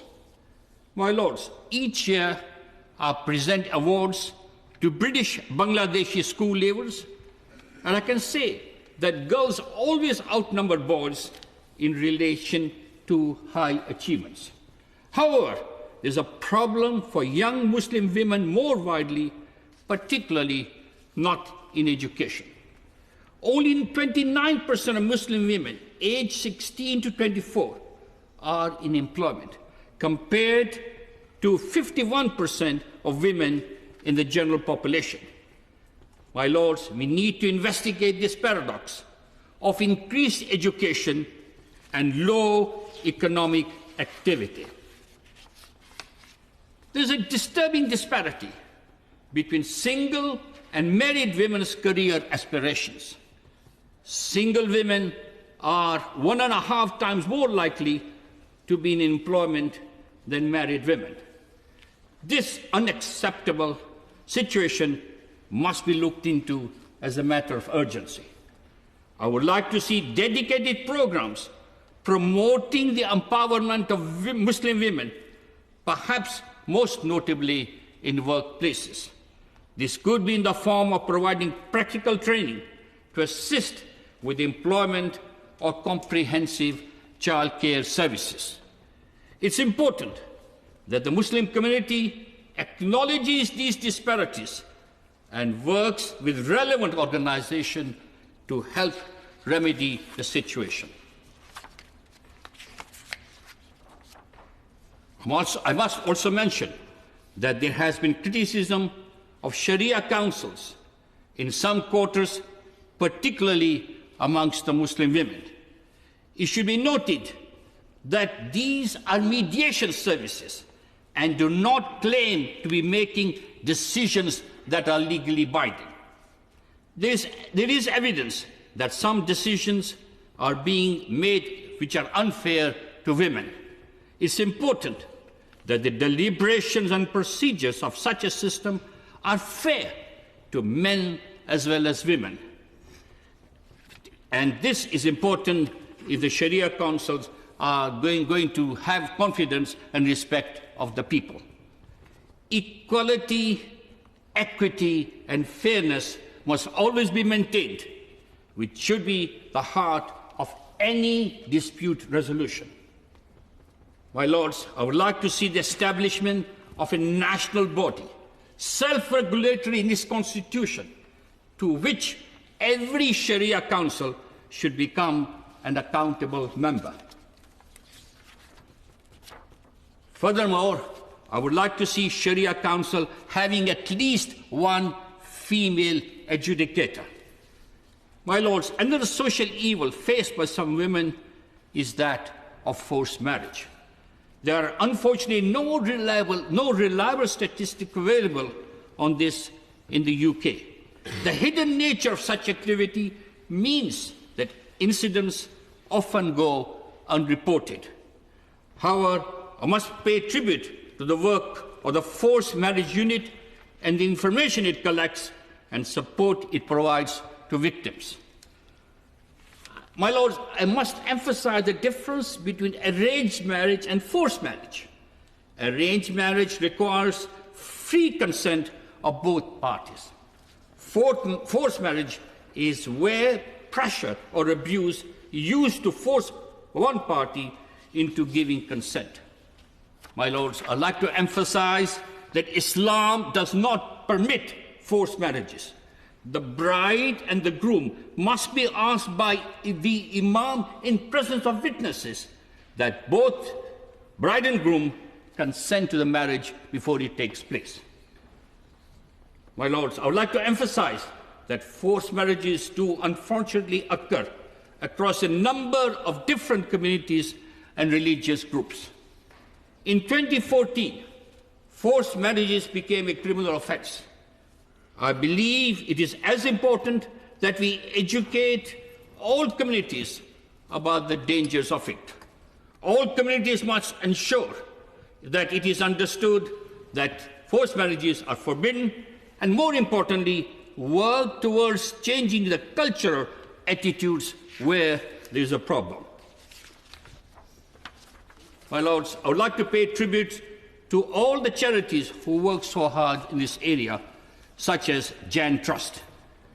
My Lords, I've spoken many times the pride of... I'll start again. My Lords, I've spoken many times the pride I feel in a country where those of different culture and faiths live in relative peace alongside each other.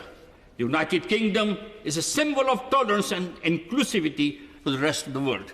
It is therefore important that all communities must work together to lead the way in promoting gender equality.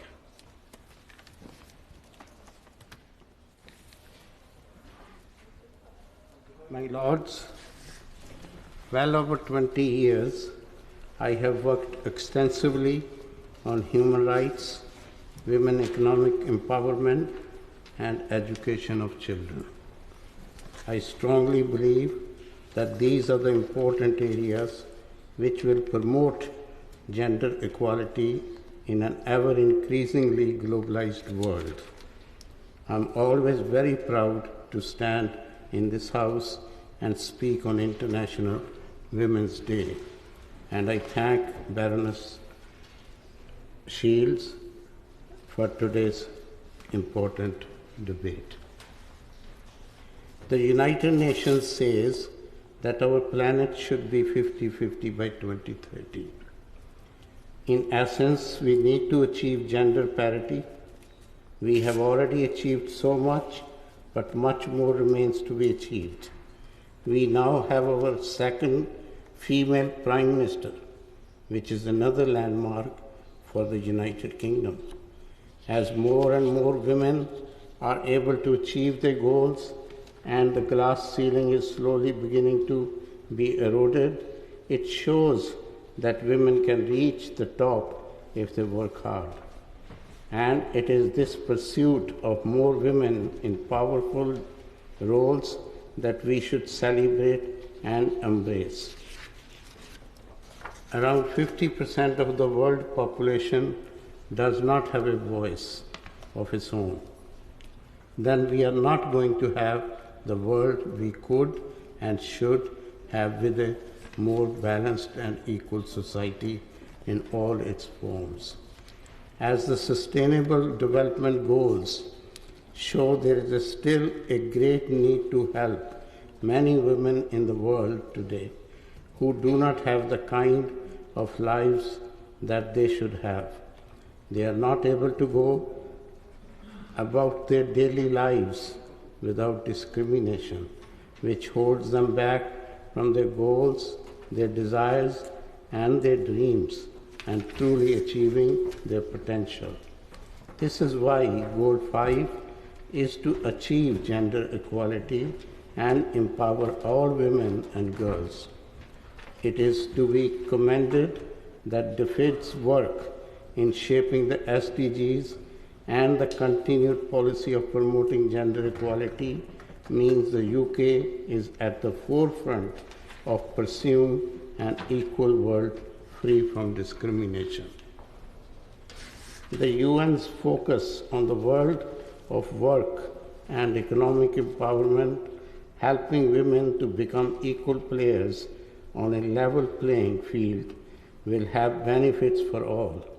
But to achieve this, we have to do more to ensure that women are engaged from an early age. We need to ensure that they have not only access to good quality education at an appropriate time, but also that they are not discouraged from entering into traditionally male-dominated professions, so that their influence can be felt in many, many more spheres of life. For women in developing world, some do not get access to even basic education. And this is why Goal 4 of the SDGs is to ensure inclusive and equitable quality education and promote lifelong learning for all. And here, I would like to declare an interest as chairman and founder of the Lumba Foundation. We have just recently embarked on a new project in partnership with the Rotary India Literacy Mission to skill train 30,000 impoverished widows, 1,000 widows in each of the 30 states of India. They will receive literacy, numeracy, and skills training to enable them to face the challenges in their lives. Sadly, widows in many developing countries and the countries of conflict are at the front line of discrimination, where they face unprecedented levels of human rights abuses, ostracization, and ill treatment. Their double discrimination is compounded by the lack of awareness many people have about the plight of widows and how they face many, many more hardships because of cultural norm. That deem it possible to treat them badly. More importantly, research published in Worldwide Widows Report last year, commissioned by the Lumba Foundation, shows that the problems faced by widows are a formidable bar to achieving the SDGs, and it is crucial to the goals to help widows and to improve their situation dramatically. It is also very reassuring to know that DFID, through the key policies of the government under the leadership of the Secretary of State, puts women and girls at the heart of its agenda, which promotes gender equality globally. Finally, my lords, I would like to highlight that UN Women started an initiative called He for She.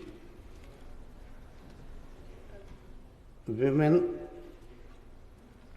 will achieve equality faster if the British government would encourage men to recognize that women should be treated equally as men themselves, and respectfully and with dignity.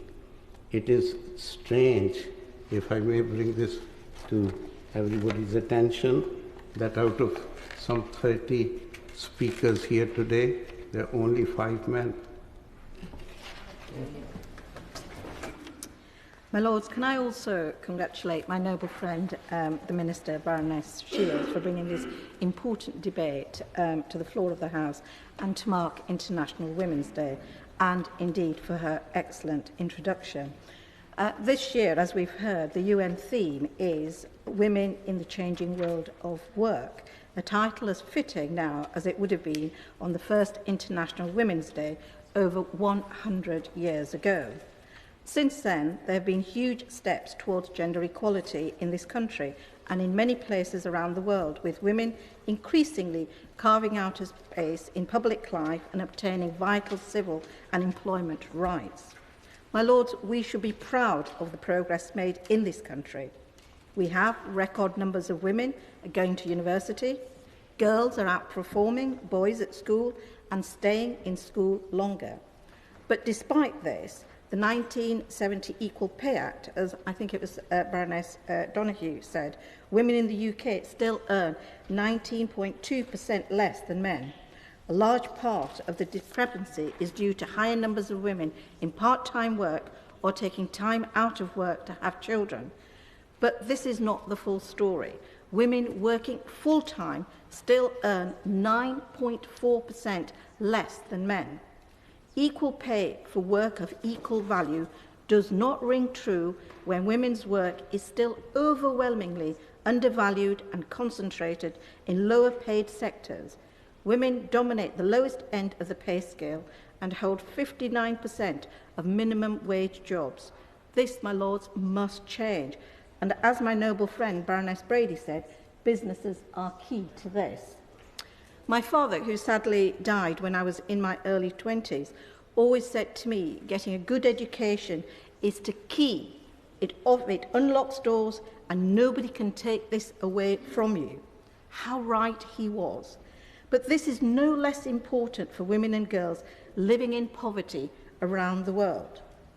My Lords, as my noble friend Baroness Jenkins said, 61 million girls between the age of 5 and 14 are denied the opportunity to attend school. 15 million do not even get as far as primary school.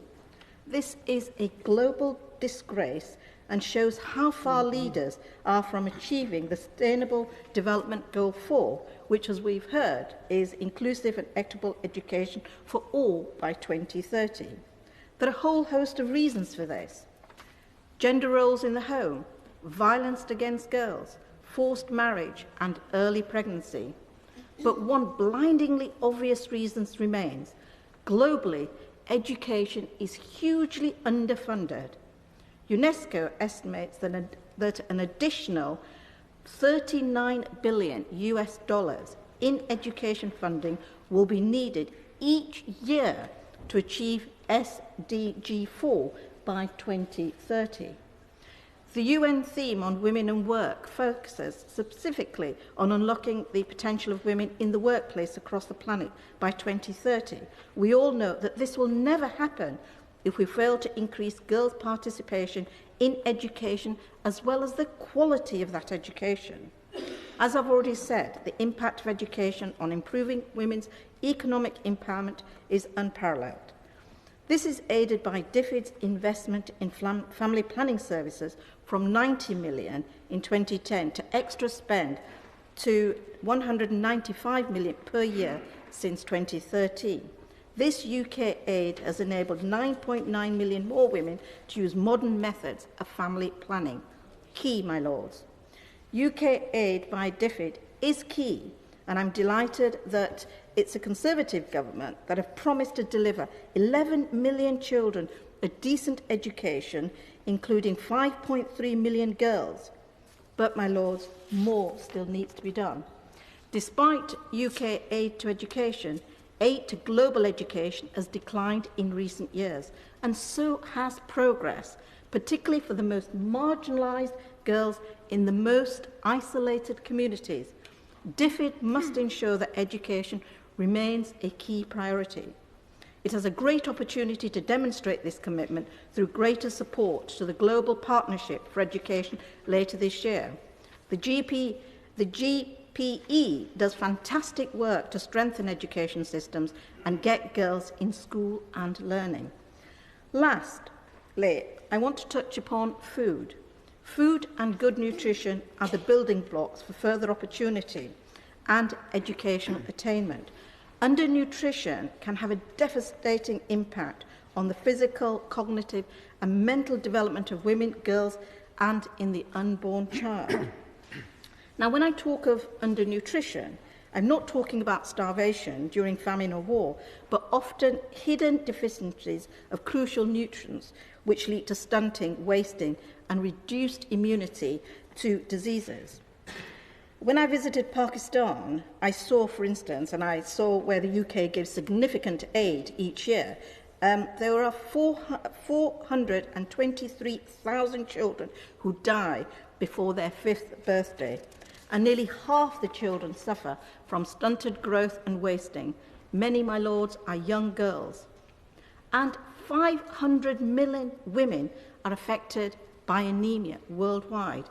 This disease, caused by iron deficiency, is responsible for a fifth of maternal deaths.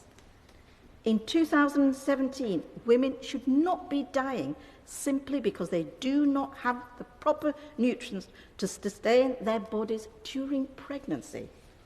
DFID is undertaking some excellent work to empower women through better nutrition, and the UK aid has helped to save lives of 103,000 women in pregnancy and childbirth during the periods between 2011 and 2015. But the pressure to improve nutrients in food must continue. To conclude, my lords, we are asked to be bold for change when it comes to improving the lives of women in this country and around the world. We need to be bold. We need to properly finance education and prioritise equity until every girl has the opportunity to succeed. We need to consign preventable mortality in childbirth to the past and give women the nutrition that they need to thrive. If the last 104 years have shown us anything, it is that none of these issues will simply disappear overnight. This year, my lords, we must think creatively and holistically about how we tackle the stubborn challenges that women still face both at home and overseas. We need more concerted global action to meet the needs of women and girls in humanitarian situations. And I entirely agree with the Secretary of State for International Development when she says women must have the opportunity to play a full and active role in business, politics, peace building, and shaping the future of their country in order to achieve security and prosperity. To my mind, my lords, to do anything less is not to care for half of our humanity. Thank you. My Lords, I'd like to thank Baroness Shields for initiating this debate today, for her introduction, but also for the work that she's been doing long before she came to the House of Lords. I would also like to declare my interests as they are in the members' interest. On this International Women's Day, never has there been a time when women's rights have been more challenged.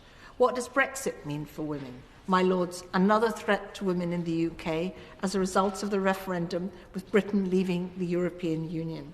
This vote casts a shadow of doubt on the stability of human rights of women, maternal and paternal leave, equal access to employment and salaries, and many other issues that make the United Kingdom recognised as a leader in this field.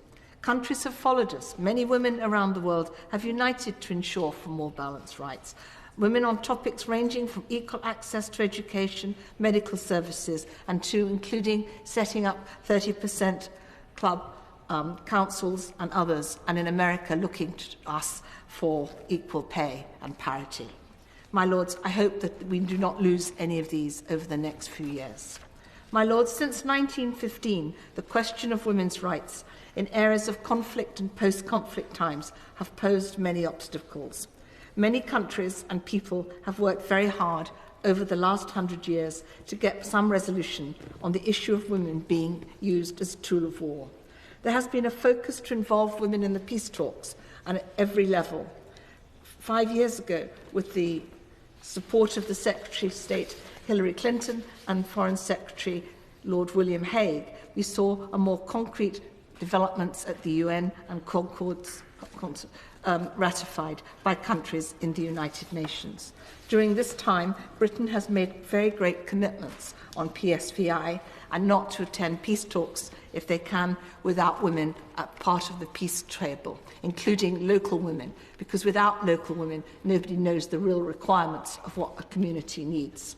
My Lords, in times leading up to conflict and during conflict and the post-conflict, when families are trying to flee war-torn areas, the institution of education is often completely lost. Many times the schools become the headquarters for the peacekeepers. Furthermore, only 2% of development and humanitarian aid is spent on education. It is unbelievable.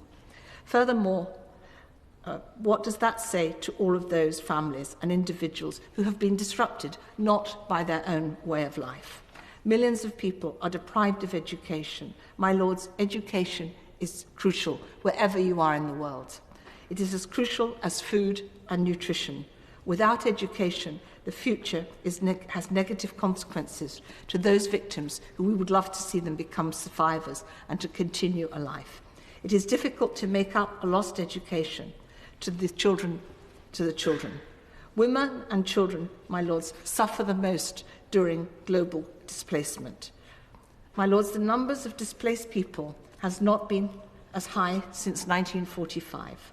The majority, and there are more to come, unfortunately, as we know, the majority of displaced people are women and children who have no access to a home, food, clean water, and education. It is a diversity that women assume the brunt of childcare and often become ill in these inadequate solutions and situations they find themselves in. There are no real hospitals in the refugee camps or real medical assistance. The children are most vulnerable with lack of security, safety and nutrition, and we know that what this does to a child.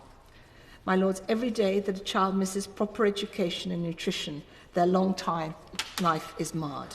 This is a heavy burden on mothers that are just trying to survive and who worry about the future of their children. Their children become stolen by traffickers, or they're prepared to let their children go for a small sum of money, being told they're going to a better world. And secondly, they get their girls married off because they feel that might be a better way for them, so they become child brides. My lords, 3 years ago, Lord Hague, then Foreign Secretary, held a very successful convening of government leaders, INGOs, the international defence community, and many others. As a result of this convening, a number of commitments were made and that continue today around the world. I would like to call on the Foreign Secretary, Boris Johnson, to hold another convening in the next 6 months to discuss the progress achieved and the future priorities for tracking sexual violence in conflict, because Britain has been leading the world on this issue, including training, funding, and our stance at the peace table. And the work of Baroness Ainley globally is unbelievable for somebody who just has taken to it and has really held the mantle. But it is important now that we consider where we stand and the next future of this very big issue, as I've said earlier today, about the amount of displaced people, and when we think of all those living in camps and what the situation is for them and what the situation is in war-torn areas. So I would hope that the Foreign Secretary would consider doing this in the next 6 months. It doesn't cost very much money. My lords, women and children are a priority in peace talks. The United Kingdom has played a leading role with Scandinavian countries and others to ensure that peace talks include the rights of women and children. The focus is not just on peace. As we know, in 1 or 2 cases, peace was done in a day, but it lasted 5 minutes. Peace takes time, and peace has to have women there. When you have women at the peace table, it lasts at least 15 years or longer. And the most peace talks that I know about, although I've read about Angola and Bosnia and Kosovo, is the Northern Ireland peace talks. And we have known that the peace has been held there because some women in this House, including Baroness Blood and others, were there from the beginning, before people even realised that there was going to be peace. So it is really, really important that local women are involved in the peace talks, because it is women who know when they've had enough of war. Includes safety and nutrition. So it is very important. We must work together globally to ensure the rights that women have fought to gain over the years are not taken away, and we must continue to strive for equality. We have to build an equal future with men and women working equally around the globe. Thank you. I'm sorry, I have a little frog in my throat, but I'm sure it'll go away. Can I thank the noble lady Baroness Shields for introducing this debate. I'm sorry I'm not with you on the technical side, but thank you for introducing it. I want to just tell you that 20 years, well, no, it's more than that. In 1990, I came to your lordship's house At that time, I was the only Asian in the House, man or woman, and I increased the number of non-white members by 100%, because the only other person who was here was Lord Pitt. And I think I bring this up to point out how much the House has changed. I think it's worth thinking about ourselves, how much we have changed, how much the women are doing today than they were in my day in the House when I first came. They're ministers, they're leading, they're on the front bench. We didn't get that sort of thing from women when I first came. And I feel that it is a matter of pride for us that we have moved forward in ourselves. I mean, I know friends who've been here a longer time than me. I mean, we've moved on, and that is a good sign. I have picked up a couple of things from other speakers. Lord Sheikh and Lord Singh talked about their faiths. And there is no doubt that what the founder of the Sikh religion said is probably the most wonderful statement for people to live by. And also Lord Sheikh said how women are respected in Islam. Well, maybe they're respected in the religion, in the faith, but they're not respected in practice, either in the Sikh religion or in Islam. And I think it's important. I'm sorry neither of them are here, but I really do think that we have to get away from just what the faith says to what people are doing, because they are not doing what their faith says. The next thing I wanted to say is what Lord Lumba said about how few men spoke. Without men's support, women cannot move forward. It's a fact, isn't it? We all have to work together. The men also have to work with us. So I am very disappointed that there are so few men speaking. I know it's a little bitty, but I just want to point out that I always feel that living in this country is a little like living in heaven compared to most other countries, especially the developing countries. People who have not been to other countries or have not stayed in, if you go as a tourist, that's not enough. But if you've lived in any other country, or if you've visited to learn about that country, you will know that living here is like living in heaven. And it's such a pity that most British people don't realize what they have and what they have achieved for everyone. I know there is a long way to go for women, but part of the reason, if I may say so, which is probably an unpopular statement, is that women themselves are at fault in many ways. They don't support each other, they are not sisters, and they really are rivals rather than sisters. And I think when the women learn themselves how to support each other, how to be together with them, how to work together, it will help a great deal. And all the wonderful ladies who've been in all sorts of things involved, please tell the women to support each other, because I have seen that they don't. And I myself have experienced it, not being supported by women in the different areas that I have worked in. But that's by the by, but I think it's an important thing for us to remember, that we need to be supportive of each other. We need to help each other to move on. My interest mainly is in developing countries, because my origins are from India. I think Lord Sheikh said something about enormous amount of money in India. There's enormous amount of money in India, in very, very few hands, and they do not part with it, not a penny. There's a new law in India that 2% of net profits should go to CSR, corporate social responsibility. Very few people do that, and most of the sort of middle-level businesses don't even know about it, that they're supposed to do that. I think that is so bad, because the Indian billionaires could wipe out, according to the World Bank lady, could wipe out India's poverty overnight. But they won't do it because they don't spend any money. Some people say that's why they are rich. Well, maybe that is so. I have set up a charity called Women Matter, and the object of that charity is to get find work for women which is paid in developing countries, not in UK. But if a woman earns a little bit of money in, say, Nigeria or India or anywhere, their life changes. They change, their family changes, their health changes, everything changes. And I know that education is essential, but that mother who earns a little money is very keen to send her children to school, much more keen than the one who has nothing.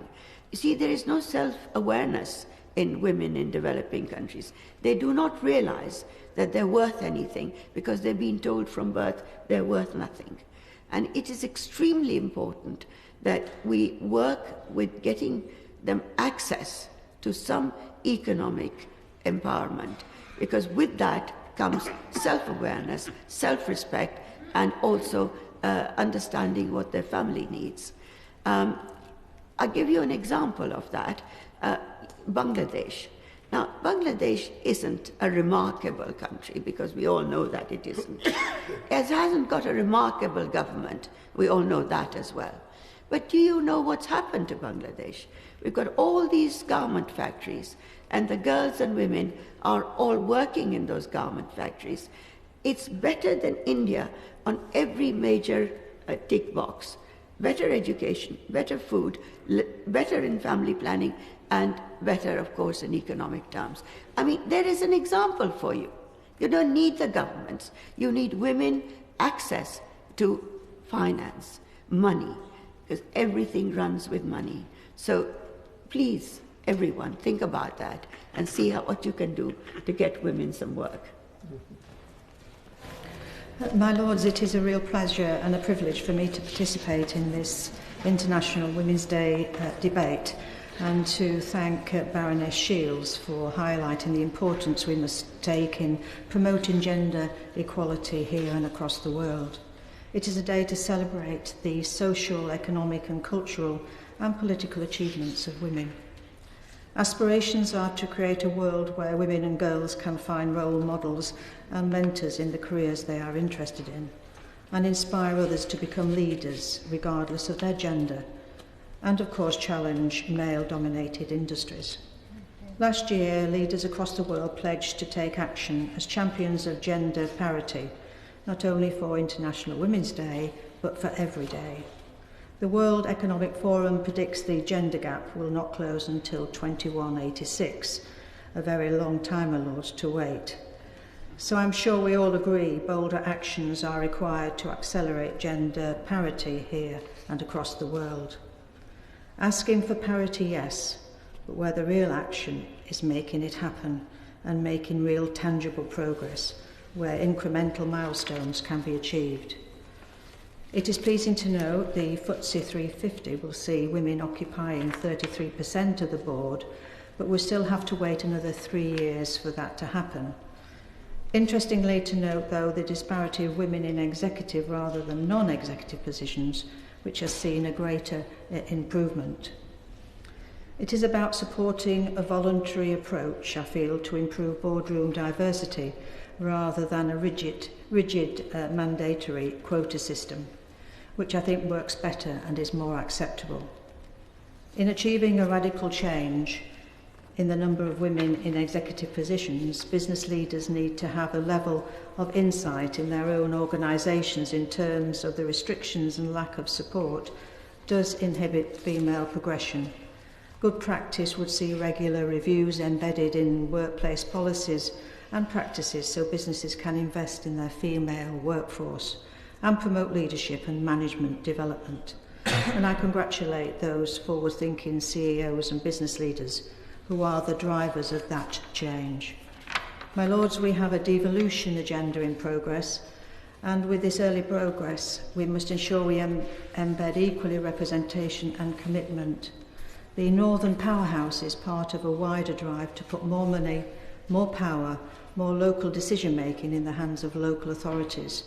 With 40% of local councillors in the Northern Powerhouse region are women, but women make up just 21% of council leaders and only one of the 7 chairs of the established and proposed combined authorities. in the Northern Powerhouse region are women, and of 134 senior leadership roles, 96 or 72% of these are occupied by men.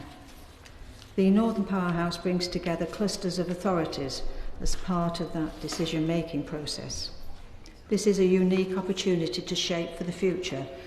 As I alluded earlier, women remain underrepresented in local government as councillors in political decision-making roles, particularly at the senior officer level. So the devolution deal offers a fantastic opportunity to get to grips with gender equality and women's representation in our politics. So actively encouraging this point and making sure that we don't simply create old inequalities, we must make the most of the incredible pool of talent to be found in women.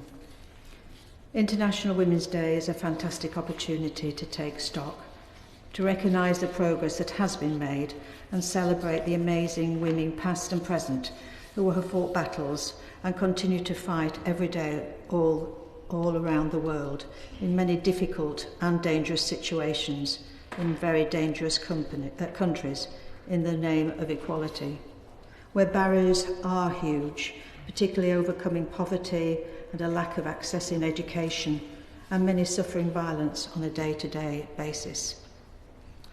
Today, as I said, is a day and an opportunity to remind ourselves how much further we have to go, a moment in time to remember and remind ourselves that there is so much more to do, and encouraging women to be bold in the pursuit of change.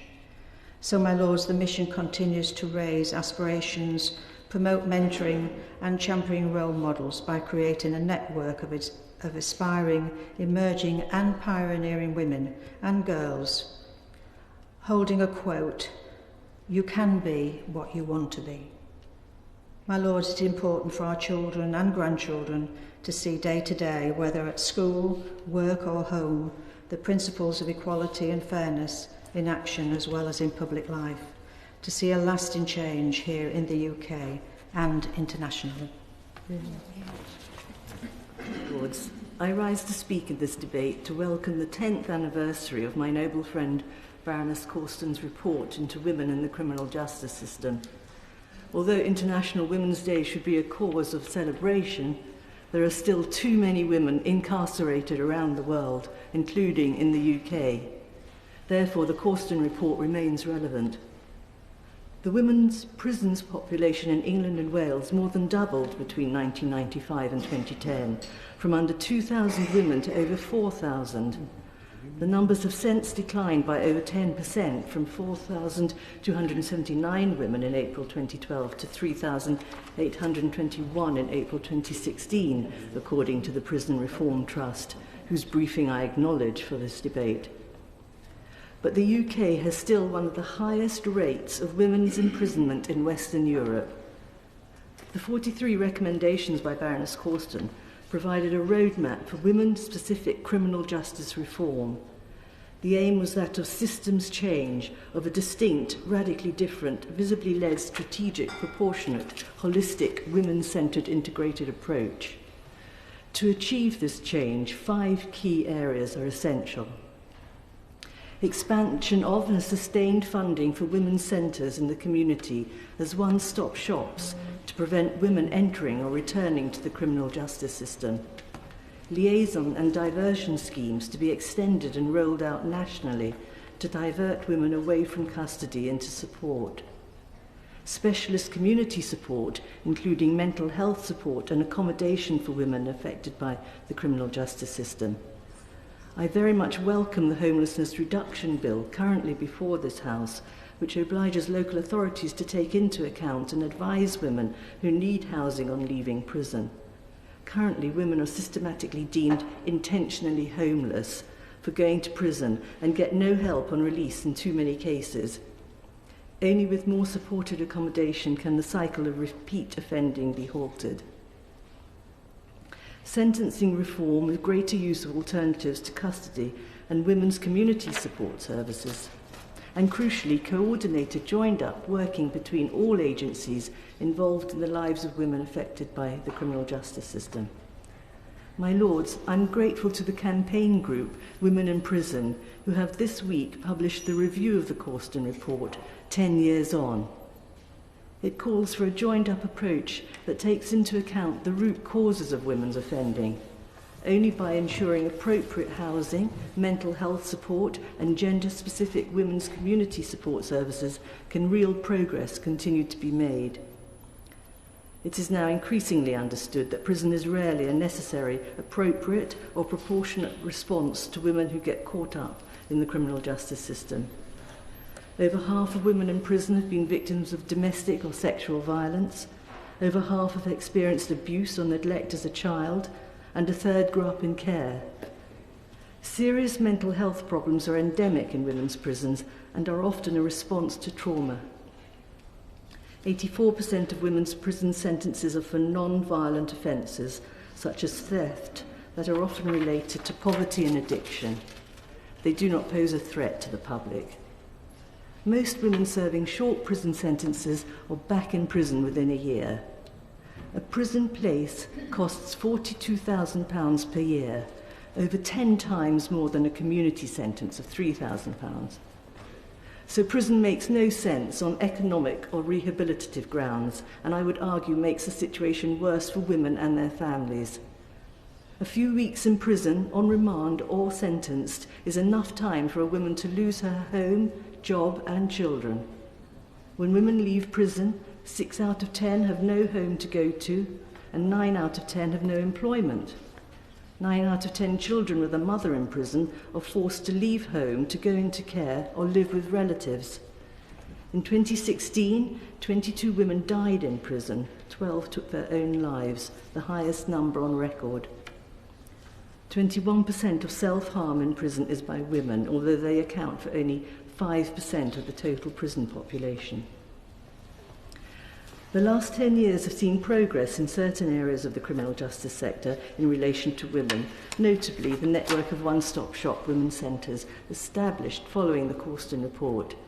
But many of these are now at risk through lack of funding. I look forward to the government's promised strategy to reduce the number of women offending and ending up in custody, including through early and targeted interventions, as revealed in the recently published white paper on prison safety and reform. But the Women in Prison group has expressed concern that the small custodial units recommended by Baroness Causton have not materialised as she envisaged, as they were to be reserved for a very small number of high-risk women.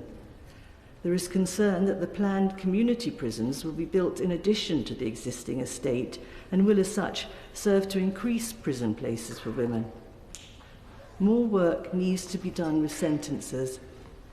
The Causton report said defendants who are primary carers of young children should be remanded in custody only after consideration of a probation report on the probable impact on the children. And now guidelines state that the best interests of the child are to be taken into account when sentencing parents. This is welcome, but still mothers are imprisoned. Another area of great concern is the number of women still imprisoned with mental health conditions.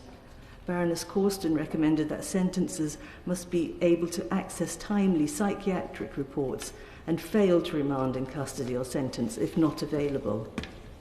But there is an issue in getting these reports, and there is a lack of mental health referral places available.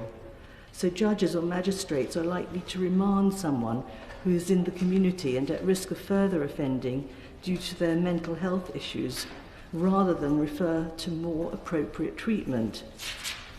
It is therefore vital that community mental health and other services are sufficiently secure in terms of commissioning and funding to ensure that they remain a real sentencing alternative.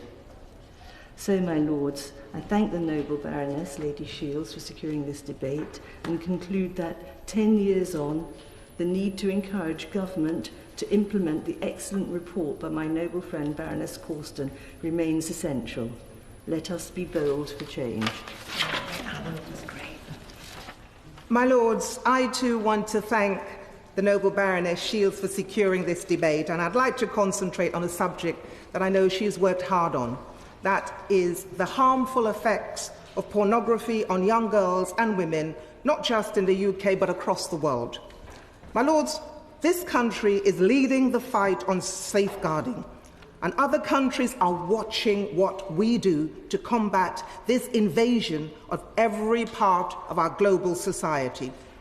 Some might say porn has been around a long time, but my Lords, the rise of the internet has turned it into a global industry with a multi-billion-pound turnover each year, which exploits women in order to make profits.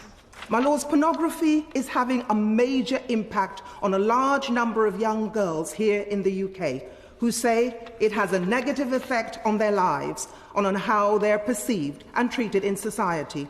It encourages derogatory language used about girls and young women. Many believe pornography influences how women are portrayed in the media and online, as it shows harmful views and far too often show women as sex objects. But, my Lords, it also affects mental health and causes depression, anxieties and self-harm. It also contributes to women being treated less fairly.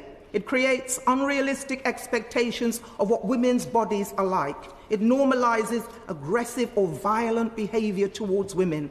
It sends out confusing messages about sexual consent. It puts pressure on girls to have sex before they are ready and to perform sex acts because boys are copying what they see in pornography. Worst of all, my Lords, as reported by the NSPCC, there has been more and more incidents of child-on-child sex abuse. My Lords, the thought of all this pressure on girls makes me weep. My Lords, I recently received correspondence from Girl Guiding on why we need less porn and more education in our schools. One girl said, "Imagine sitting happily in a lesson, concentrating on whatever subject is before you, only to be jolted into shock as you see an explicit image being passed around the classroom under the desk by boys." My Lords, this sort of thing is happening in classrooms, in corridors and playgrounds all across the UK to girls as young as 11. According to Girl Guiding, 60% of girls aged between 11 and 16 report having seen boys their age viewing porn on their phones. And all too often, boys are using it to make girls feel uncomfortable or pressured, passing it off as a bit of banter.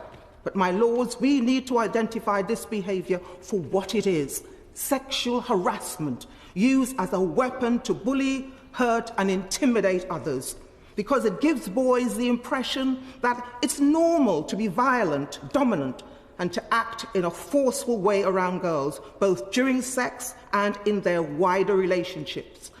But young people cannot escape these images. So, my Lords, one way to tackle this scourge is through legislation, and thankfully that will happen through the Digital Economy Bill, as there will be the introduction of age verification for access to online pornography. This will go some way to protect children and young people from easily accessing pornography, reduce the exposure of pornography and the harm it can cause on a global scale. I fully support this policy, which I have been advocating for several years and have longed for this to happen. So, my Lords, I'd like to thank Baroness Howes for her relentless campaign and also congratulate Baroness Shields for her sterling work in this area in helping to make this legislation possible, especially as she has global influence on this type of policy.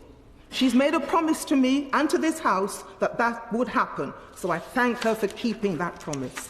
My Lords, I'd also like to pay tribute to the lead the Prime Minister Theresa May has taken in tackling violence against women, especially in relation to the Digital Economy Bill. As part of the bill, will provide a means of enforcing the strong standards that we have in this country against violence towards women in an online as well as offline environment, so that prohibited material, which includes extremely violent pornography, will be blocked.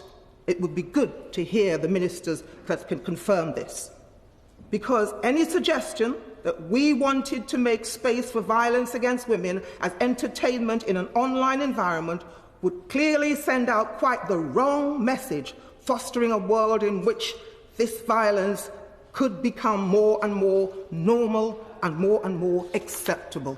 That will not do, my lords. My lords, I also strongly believe that social media and search engines should have a role to play in ensuring children are not exposed to pornographic content, and do so by blocking or closing down offending sites, as many of them come from outside the UK. My lords, there should be an expectation on all internet platforms to address violations, and companies should take responsibility for how their platforms are used. My lords, a recent report about Facebook not taking down child pornographic groups is an example of how this irresponsible attitude is taking place right now. But, my lords, alongside this responsibility comes quality personal, social and health education and age-appropriate sex and relationship education, which should be taught in all schools to teach young people about the benefits and risks of using the internet and how to stay safe online. Because, my lords, the scale of pornography that children and young people are having to cope with is becoming an epidemic and needs to be counterbalanced with education. Girls have to understand how they can be in control in anything and any situation they find themselves in, to have the courage to stand up to say no, how to develop high self-esteem and feel worthy. All this comes through education and inspirational role models. So it was wonderful to hear Justine Greening, Secretary of State for Education, announce that at last that sex and relations education will become compulsory across all schools. It should, of course, be age-appropriate, and I hope that the lessons that most young people attend will cover things like consent, sexting, sexual harassment, domestic violence, sexually transmitted diseases, healthy relationships, and gender equality. These are issues that can build a well-rounded attitude of how to cope with life.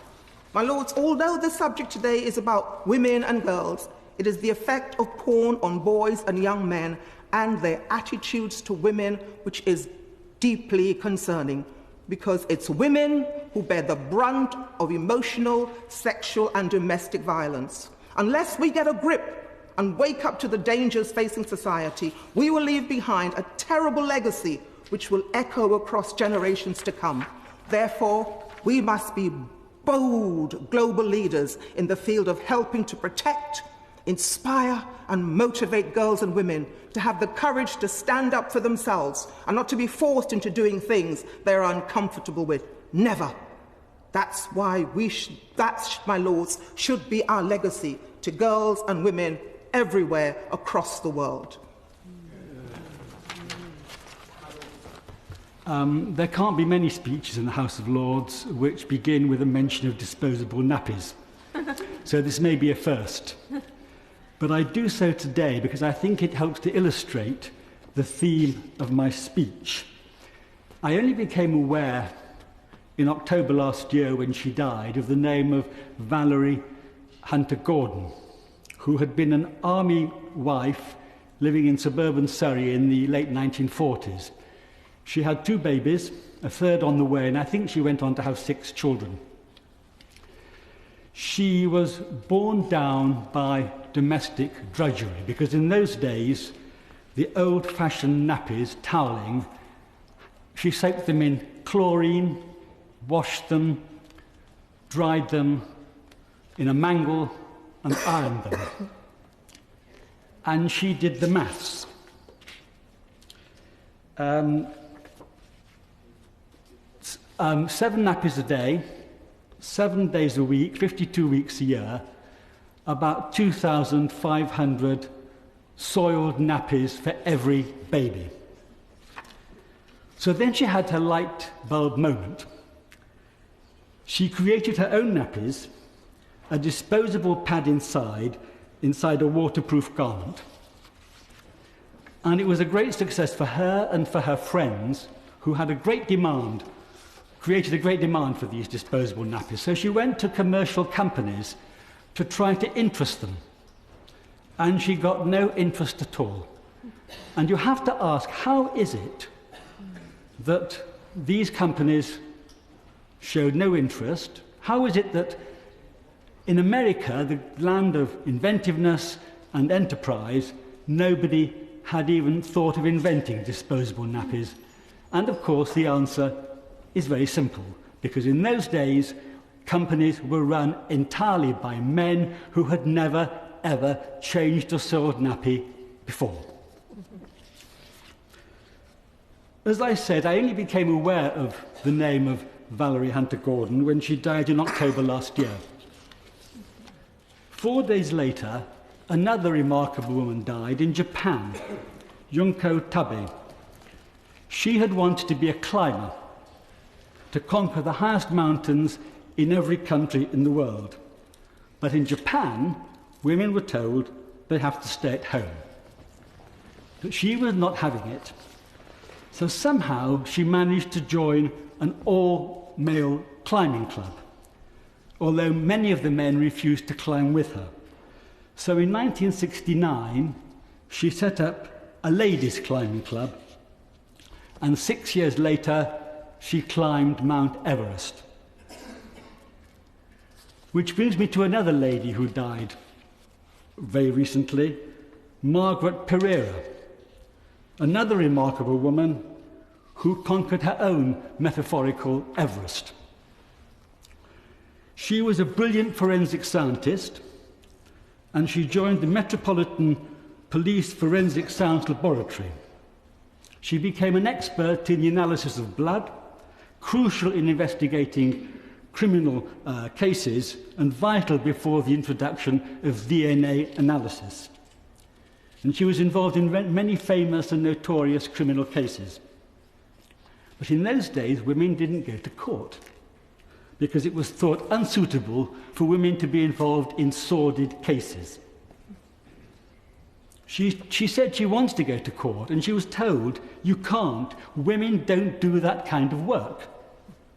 Well, she dug her heels in, and she did go to court, was involved in many cases, including the Lord Lucan case, and she went on shattering glass ceilings. She became head of the Forensic Science Service and president of the British Academy of Forensic Sciences.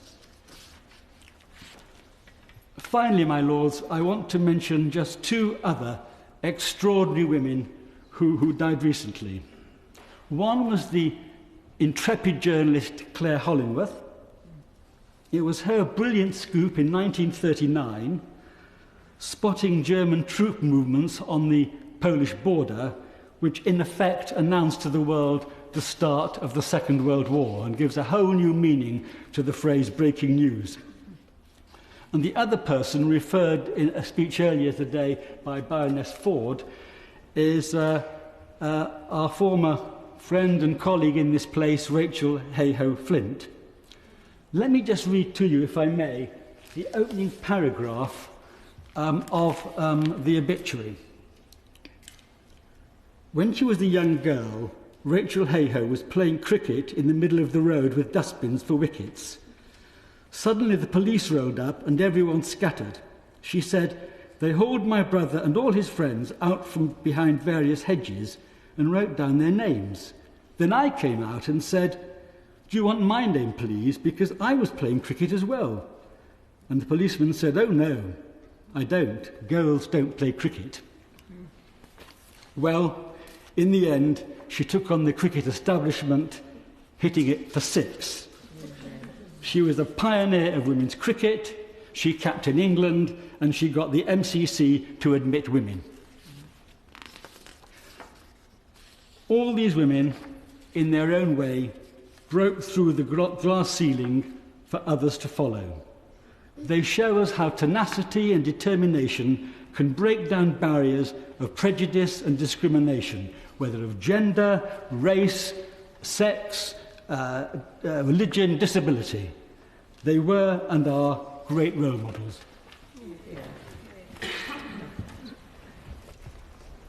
My Lords, let me begin by saying thank you to the Honourable Minister for initiating this debate, and also pay my own personal tribute to Baroness Anneli for so ably holding the fort on the issue of PVSI. My Lords, 100 years of resistance, and where have we come? we can take some pride and recognition, but not equality for granted, and miles to go. In every national and international platform, men continue to assert and define rights, right to legislate and lead, whilst women continue to share responsibilities and bear sanctions without options on the division of their labour.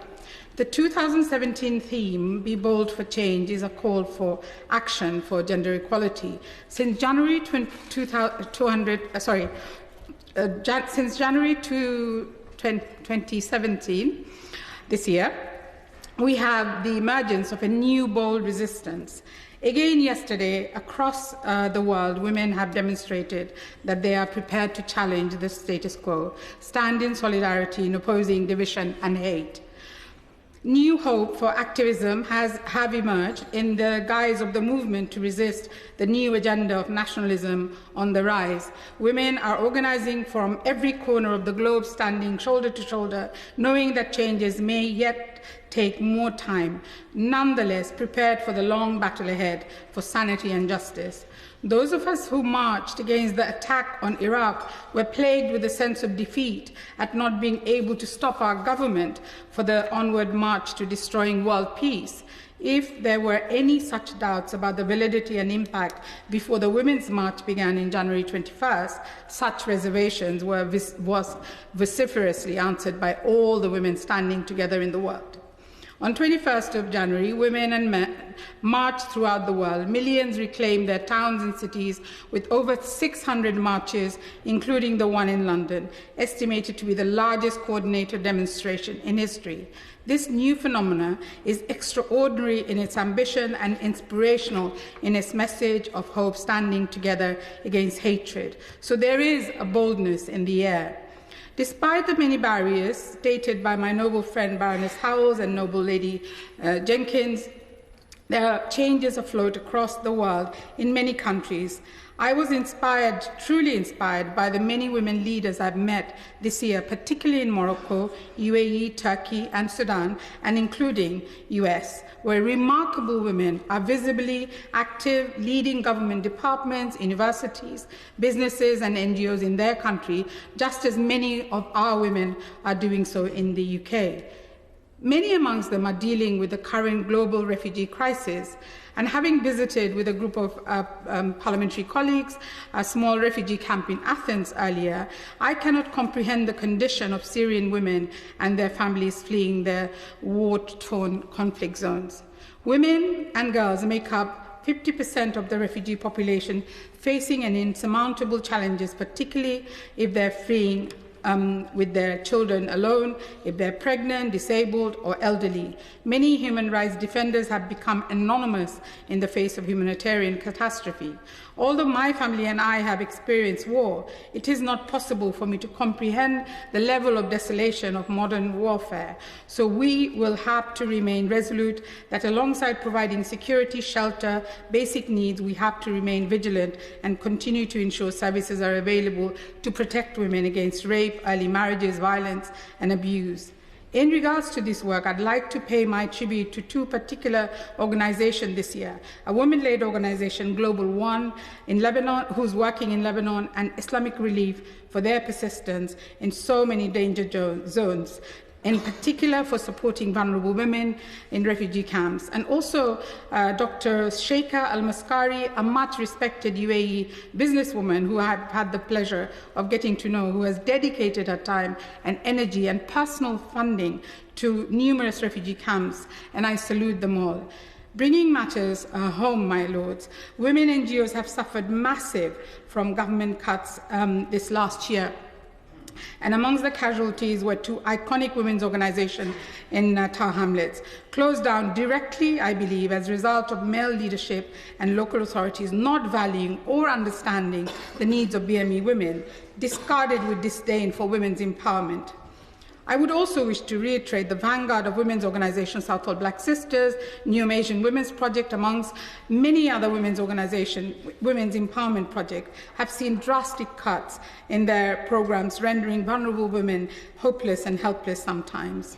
Which brings to my final few points. Muslim women have become a symbol of much ills of our society, including inability to prevent radicalization, and sadly this is oversimplification, if not deliberately confuse Islamic traditions within the constraint of patriarchal society, prescription and practice. Discriminating against women is as evident among Muslim families as anywhere else in Britain and the world. Unfortunately, the triple whammy is that women are often having to negotiate choices between emancipation and Islamophobia. I will resist detailing the teaching of Islam, for we know how little knowledge is a dangerous thing, but do commend the ongoing scholarly work of the Honorable Sheikh Abdullah bin Bayyah in contextualizing women's rights within Islam, who reminds us that Islam forbids injustice and makes explicit distinction between Islamic teachings and societal traditions and practices. Yet again, discussions around the lives of Muslim women have been mounted on the usual parody of forced marriages and Sharia counsel, and repressed, hapless women intellectually bankrupt of self-dignity, both at the hands of a small number of vociferous voices within this Mother of Parliament and outside in general, with two government inquiry into the impact of Sharia counsel rather than paying the required attention to a wide range of economic, educational concerns, in addition to the impact of Islamophobia. I would indeed welcome some attention about the equality of opportunity for the 49% of graduates in higher education and dismal BME representations of women in public office and company boards. Added to this onslaught of Casey reports piled on a timely attack coming on the back of divisions and fear post-Brexit is a case in point, offering the usual junket of reference directly out of the pages of previously misguided cantal hyperbole on communities, as though the authors themselves live in their blessed cocoons of new nationalism-based veiled vitrials, lacking any solutions or comprehension of the danger of generalization, portraying all women living in repressive, parallel, alien community structures, whipped up hysteria. It begs the question if the way the report portrayed Muslim women bear any responsibility to the corresponding rise of hate crimes against Muslim and particularly women, or is it being suggested that the victims themselves bear responsibility for being attacked or for living in overprotected patriarchy? These generalizations reinforces division, dangerous and simply wrong, and keep Muslim women out of power and office. If Casey report is to be implemented, what programs, may I ask the Minister, is being proposed, and what is the government doing to involve Muslim women leaders in its delivery mechanism? Not only those on its own approved list, mouthpieces, but those with credibility on the ground. And would the Minister accept that the Maria Miller report on employment needs more serious government consideration? Surely economic engagement is likely to yield greater empowerment of women. A staggering 30% of Muslim women are out of the economy, albeit I put these figures with a caution because I do not accept a full and credible assessment has been made to study true figure of BME women who are on the periphery of employment. What is the government doing to utilize Miller findings to help economic and employment integration? Finally, my Lord, I understand the frustrations of women around the world whose place in society defined and judged, ill-judged, not by their contribution to Britain, not by their intellectual capacity and skills, but by their clothing, culture and faith. To address these inequalities, as lawmakers, we have to demonstrate ourselves. We are prepared to be bold to create the necessary change. Congratulations to my noble friend, Lady Shields. This annual debate to celebrate International Women's Day gives us all an opportunity to applaud the successes of women around the world, whilst recognising the injustices in so many spheres that still prevail today. Every generation has its goals, some ending in failure, some limited success, and while some are a complete triumph. One of our many achievements after years of badgering was the introduction of the independent taxation of women. Prior to this, the income of a woman was added to that of a husband, who then paid tax on the full amount. Obviously, problems ahead. Margaret Thatcher saw these problems that many families faced, so legislation followed under which both men and women were taxed separately and having their own allowances. This was, some women had saved a little nest egg to cushion against possible future difficult times. This usually was unknown to their husbands for fear of it being known they were committing an offence and held in secret building society accounts. The change to double tax allowances for a family made for a much more open and healthy tax regime, as well as being a lifeline for some women. I believe a debate of this nature deserves a few minutes spent on struggles. The First World War in 1917 was in its third year. Men throughout the world were fighting in various operations, but the main battleground was in Europe.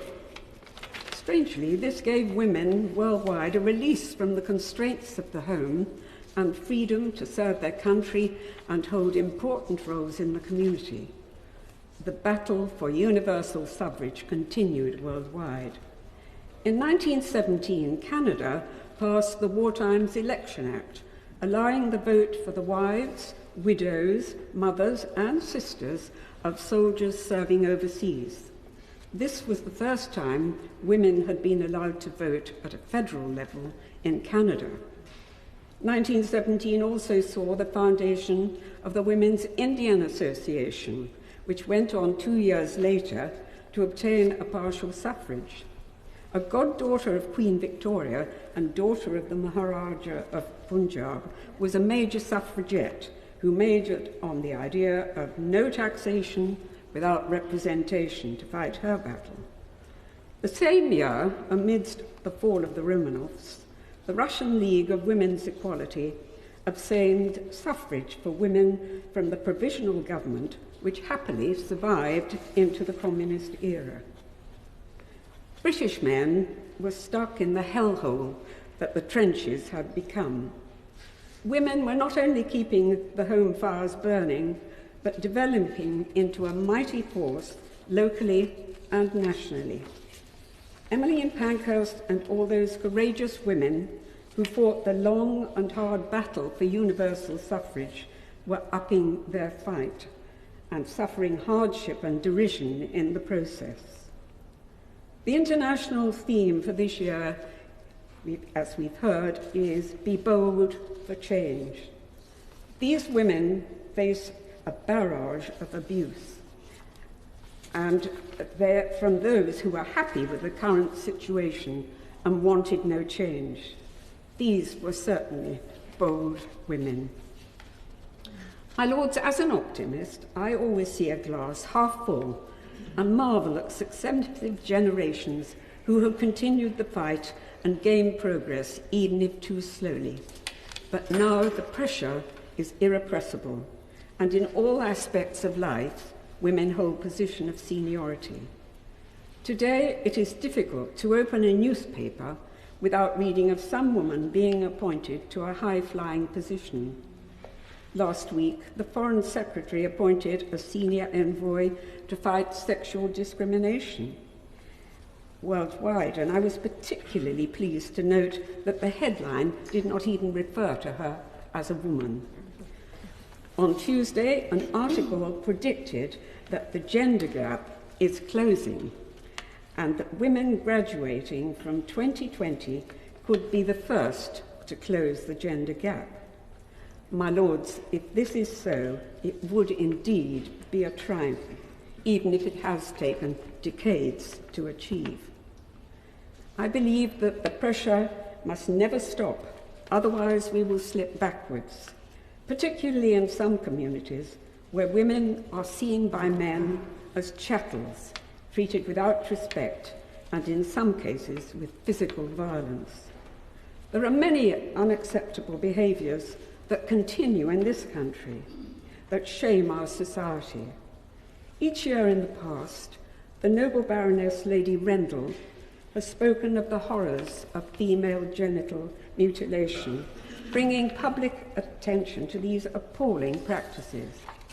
I pay tribute to the noble lady for not only educating me, but campaigning whenever and wherever she could. So, my lords, we must be brave and bold and continue to see that our goals remain at the forefront of our minds. I hope that the warriors of tomorrow have the same vigour as our forebears. Yeah. My lords, it is always indeed a great pleasure to celebrate the achievements of women, and I thank the noble lady Baroness Shields for her part in this. Today I shall talk about sportswomen in the UK who, through their determination, skill, personality, have blazed a trail of success and equality nationally and internationally, and have empowered girls and women in doing so. Sport used to be a much more male-dominated activity. This has improved due to women themselves, to the encouragement of governments, of organisations set up to encourage women to do sport, and specific initiatives. I shall discuss some of these today.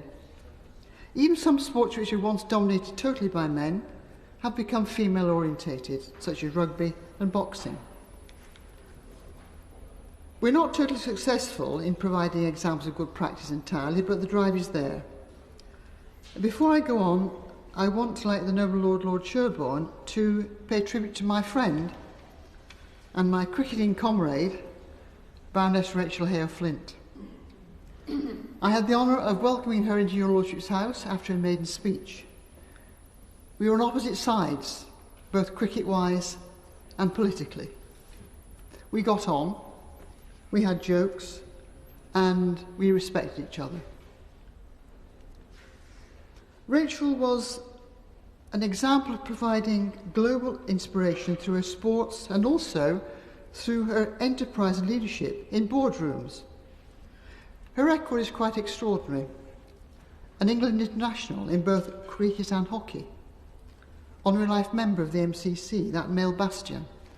As captain of England between 1966 and 1976, she never lost a match. She had a magnificent test average in batting.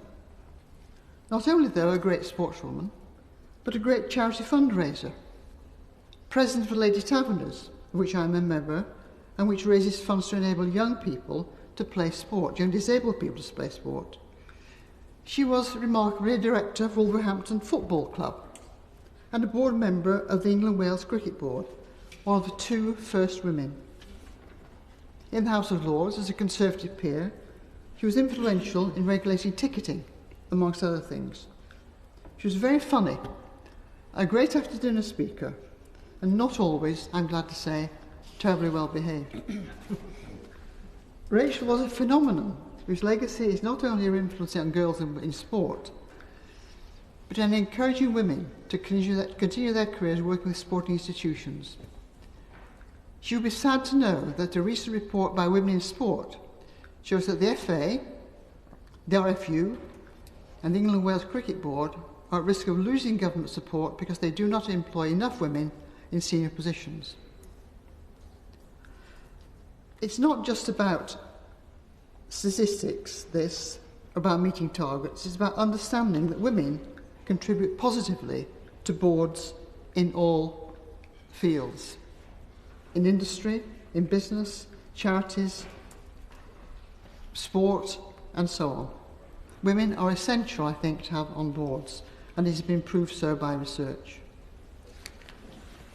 More than 7.2 women now play sport and do regular physical activity. The girls' campaign by Sport England, called This Girl, means that the gender gap, which once stood at over 2 million, has narrowed to 1.55 million. Yet there's more work to do. When asked, 13 million women said they would like to participate in sport, but just over 60 million of them are not currently active. The organisation Women in Sport champions the right of women and girls to participate in sport from the field of play to the boardroom. The Women's Sports Trust focuses on using the power of sport to accelerate gender equality and stimulate social change. The Muslim Women's Sports Foundation works with the government sports bodies and sports industry to increase the involvement of Muslim women in sport, highlighting role models and increasing participation. There are many organisations who encourage women into sport. The England Cricket Board's Chance to Shine is a hugely successful initiative to encourage children in inner city schools to play cricket in a quick and interesting way. Since 2005, around 1.5 million girls in state schools have taken up cricket. Women's cricket has blossomed since England played their first Test match in 1934, where they beat Australia 2-0. We're now ranked second in the world. The success of the England women's team has often been the envy of the men. This year we hold the World Cup, where we will have such splendid teams as Italy, sorry, not Italy, no, that's rugby, as India and Australia. My lords, the 2016 Olympic Games were Team GB's highest ever performance, with 67 medals. Women won more total medals in 29 countries than men. There were outstanding performances by women in many areas. In hockey, British women won the first ever gold and were unbeaten in all their games and beat the favourites Holland in the final. Did anyone see that marvellous game? Yeah. Splendid.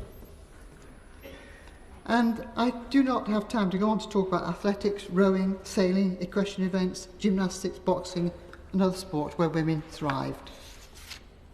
In the Paralympics team, Great Britain won 147 medals, 85 for women, including 40 golds, remarkably. Magnificent sporting achievements in Britain and elsewhere have an impact globally on women.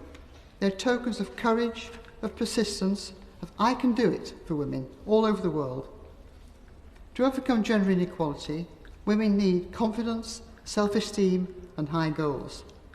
I think that success in sport, in physical activity, can help boost that confidence, self-esteem and develop ambition. There are many girls and women who will be proud of these women achievers and proud of their own achievements. Women's sport has developed and will continue to develop, helping girls and women achieve the best they can in all aspects of life. I hope this government will continue to back sport women and girls and back gender equality in senior positions to create a new generation of women who aspire and succeed. My Lords, can I first thank the Noble Baroness for securing this debate, which has been very entertaining, particularly the last but one speech from the Noble Lord Sherborne. I don't think I have ever heard nappies mentioned in this chamber before. I do welcome. I can smell the nappy sand bucket, my lord. I can smell it still. And I'm glad that he appreciates the hard labour that went into our generation of women before disposable nappies. Thank you so much. My lords, we hear a lot, and we've heard a lot in this debate, about the empowerment of women. It's a phrase everyone loves. Women must be empowered. The encourage of women into the workplace and to become socially and economically active, fine. We all agree with that. That's what we want. But my lords, women cannot be empowered until they have power over their own bodies and they are in control of their own fertility. Mm-hmm. This is crucial. And some of my colleagues in the all-party parliamentary group are nodding because they've heard me say it ad nauseam. But it is so important to recognise this fact. They cannot be empowered if they, as many girls in the world still are, subject to FGM, married far too young, and then expected to go on bearing children till they die. Pregnant, breastfeeding, or dead is sadly the lot of millions of women still all over the world, because over 220 million of them still have no access to contraception or safe abortion, as Baroness Mansour mentioned. We know from the work of the late Professor Hans Rosling, and I have to mention him in this debate, and others, and international bodies like the World Bank, that the simple intervention of making contraceptives available without coercion will enable women to have smaller families, which then have better access to education, which Baroness Jenkin mentioned, and of course it is absolutely crucial for the empowerment of women. Children who are educated contribute to their country's economy, and that country gets richer. Good for them and good for us. Less aid needed ultimately, fewer migrants, more better trading partners. If you want to be really hard-headed about it, try telling the tabloids that. I make no apology repeating this message year after year, and I will continue to do so till I leave this house in my coffin or before. I know that the government has got the message, and I do thank them for that, and I do commend them so much for their work in this field already. But could the Minister answer some questions when she sums up? It hasn't yet been mentioned. It hasn't yet been mentioned. But following the imposition of the gag rule by President Trump in a form even more draconian than before, which is going to cut family planning services all over the world, I ask what extra contribution the government will make worldwide to make up this deficit, and how they will ensure that safe abortion is still available, particularly after rape in conflict situations, which we heard about from Lord Hussein earlier. We must maintain this service for these dreadfully tragic cases. Could she tell us a little bit also about the conference planned for July of this year, and whether an announcement about extra funding will be made then? My Lords, the problems of women refugees concern me hugely. They and their daughters, often travelling without the men, are at risk of rape and trafficking. We've already heard that. In the Middle East, I visited the Zatari camp in Jordan and heard how little girls were being married to total strangers because they would be safer with a husband to protect them in the camp. Sanitation facilities are poor, they're frightened to use them. Health and maternal health in particular is scanty, although Zatari camp, I must say, was a pretty good camp by those standards. The women are in a constant struggle to feed and keep their children safe. And here I must put in a special plea for Palestinian refugees, some of whom have been displaced 3 times in their own lifetime. Palestinians were treated well in Syria when they had fled Iraq after the removal of Saddam Hussein. And you may remember they went to Iraq in the first place because they fled their own homeland. But since the civil war began in Syria and rebel groups started to hide in the camps, the Palestinians have been bombed and driven out. The health needs of these women is enormous. And UNRWA, the United Nations Relief and Works Association, who provide for Palestinian refugees in particular, are grossly underfunded. It really is a desperate situation for them now, and they are responsible for this group of refugees. Could the Minister please tell us when the government will help to give more funds to UNRWA? My Lords, finally, I want to address problems much closer to home in this country. Because whilst we are working hard to help the women in developing countries, our own women are beginning to be neglected. The Royal College of Midwives has already warned of an acute shortage of midwives, especially for those older women who give birth nowadays, having launched their careers, hopefully. They need much more attention and they need more staff. More midwives are needed, and what are the government's plans for increasing the number of midwives working in the National Health Service? Last week I was at a conference on abortion services at the Royal College of Obstetricians and Gynecologists.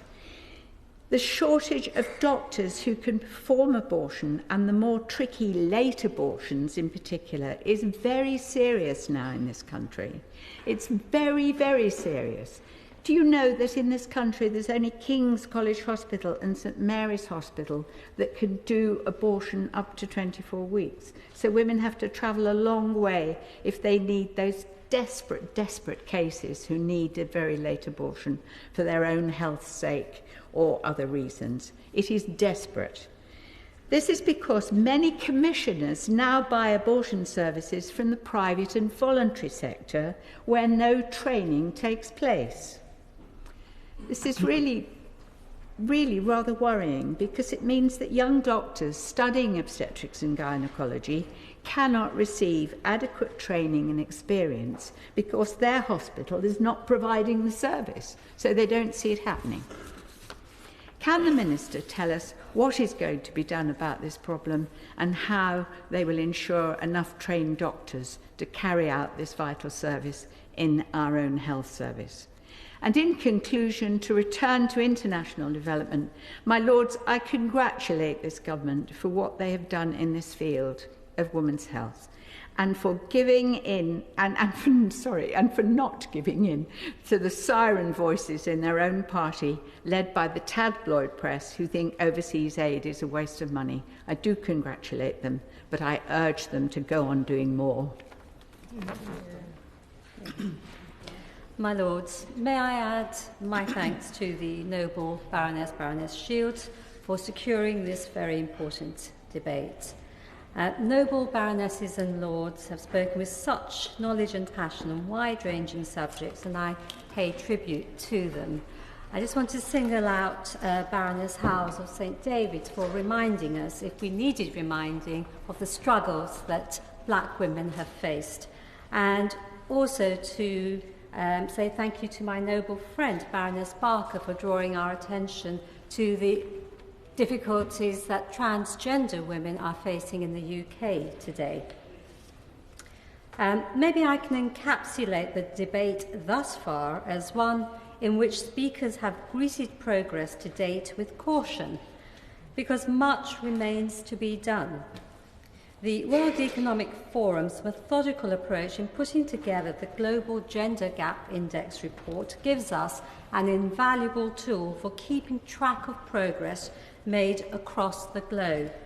And it shows us that across the 4 areas it tracks, economy, education, health and politics, that in the 10 years from 2006 to 2016, the UK has slipped from 9th place to 20th place out of 144 for gender parity, only just ahead of Mozambique. Now, I hope these figures have set alarm bells ringing, illustrating as it does that much indeed remains to be done at home. However, this debate is about the role that the UK plays in promoting gender equality globally. And there too, the progress we have made to date must be vigorously protected. My Lords, I will concentrate the rest of my remarks on 4 issues: the global gag rule, FGM, the role of older women, and DFID itself. On a recent visit to Sierra Leone with the All-Party Group on Population Development and Reproductive Health that the Noble Baroness Tong is chair of, I saw for myself the essential work carried out by DFID, working in partnership with organisations such as Marie Stopes to mitigate the effects of child marriage, gender-based violence and FGM. And of course, gender-based violence was an issue that both the Noble Baroness Cox, and the Noble Lord Hussein, who's no longer here, brought to our attention the gender-based violence that's practiced as a weapon of war by those depraved enough to continue to do that. Just to return to the global gag rule, we've heard a fair amount about it already from the Noble Baroness Tong, and I just want to emphasise how different this global gag rule that has been brought in by the Trump administration is to the one practiced under the Bush era. The implications are devastating, Rather than impacting $600 million in US foreign aid, the expanded Trump version will affect $9.5 billion of aid that currently goes to projects where organisations champion women's rights to abortion. The government in Netherlands has already announced the creation of a fund to counter the global gag rule, and I wonder whether I may ask the noble lady, when she responds to the debate, whether DFID will join them in making a similar commitment. It has done so in the past. My Lords, I want to focus for a moment on FGM. According to recently published NHS figures, there were 5,484 newly recorded cases of female genital mutilation in the UK last year. So although we are making slow but sure progress in developing nations, I am certain that action here at home will send a strong message to developing countries that this practice has no place in the modern world. So will the noble lady in her response also address why we are failing to get the message across in health settings and schools, and secondly, why we have still seen no successful prosecutions to tackle this crime still in the UK? My Lord, I'd like to say a few words about recognising the critical contribution made by older women to the economic well-being of their family and communities as carers, shopkeepers, traders and entrepreneurs. Some time ago, I was an ambassador for a microfinance charity called Opportunity International, and saw for myself the enormous trust that was placed in the hands of women, often older women, to multiply the money that was entrusted to them. Not only did they do that, but they were meticulous in keeping up with repayments, and it was indeed a source of pride for them to be able to do so. And thus ensuring that children and the vulnerable were beneficiaries. I think this was a point made eloquently by the noble Baroness Hodgson of Abinger, as well as the noble lady Baroness Flather. Now, it is clear that in addition to moral and rights-based arguments for gender equality, there is a notable and substantial economic argument also, and study after study has shown that. And another question to the noble lady, I wonder whether in her concluding remarks, can she address what measures the government are taking to ensure that the Sustainable Development Goal to leave no one behind encompasses older women. My Lords, DFID has come under sustained attacks from elements in the media, and in my opinion, it must do more to resist these and speak up for the millions of people across the globe who rely on it for the leadership it shows, often pioneering projects that others shy away from. Projects such as the girl group Yenya, labelled the Ethiopian Spice Girls by the Daily Mail. This transformational, award-winning project using popular culture was thrown to the dogs in the face of attacks by the tabloids. And yet this is a prime example of where a bold stance by the Secretary of State would have enhanced her reputation. I'm sorry she did not take that opportunity. My Lords, the soft power wielded by DFID throughout the world cannot be underestimated. And as a leading political and developmental player, the UK has a vested economic and moral interest in promoting gender equality. My Lords and Ladies, I would first like to thank the Baroness Shields for bringing this really important debate to us today to mark International Women's Day. And we have, as usual, had a great debate over a wide range of subjects relating to women and girls, from all around the world, and I thank all noble baronesses and lords for their contribution. My lords, the global theme for International Women's Day is Be Bold for Change, as many of us today have talked about. It's about encouraging groundbreaking action to drive the greatest change for women. And the United Nations theme for International Women's Day is Women in a Changing World of Work, Planet 50-50 by 2030. And that aims at addressing women's economic empowerment in the context of globalisation and the ongoing technological revolution. So one of the key challenges for women is the low representation of women in leadership positions. The World Economic Forum produces an annual gender gap index which ranks countries by the extent to which women and men have equal opportunities, including economic participation and opportunity, education attainment, health and survival, and political empowerment. Now, on this index, the UK is number 20. Last year, we were number 18. And on the IPU ranking, the UK is placed 47, based on the percentage of women in lower elected house of their parliament. Now, Rwanda is ranked first with 61.3% of women. So I'd like to ask the Minister, when she replies, if she can give an explanation of why the UK has dropped down to 20 and what measures would she suggest taking to improve our position in the ranking, and also how can we move further up on the ranking of the IPU chart.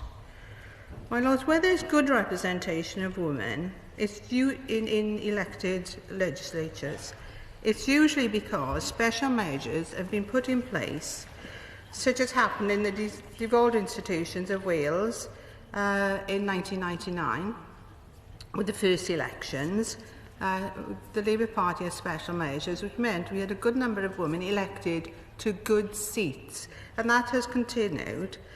We now have 41.7% of women in the Welsh Assembly, and in Scotland it's 34.9%. So, my Lords, it's been 99 years since women were able to become members of Parliament, and at that time, and since that time, only 456 women have been elected as MPs. But in the same period, there's been 4,738 men. So in total, that makes up 8.8% women and 91.2% men.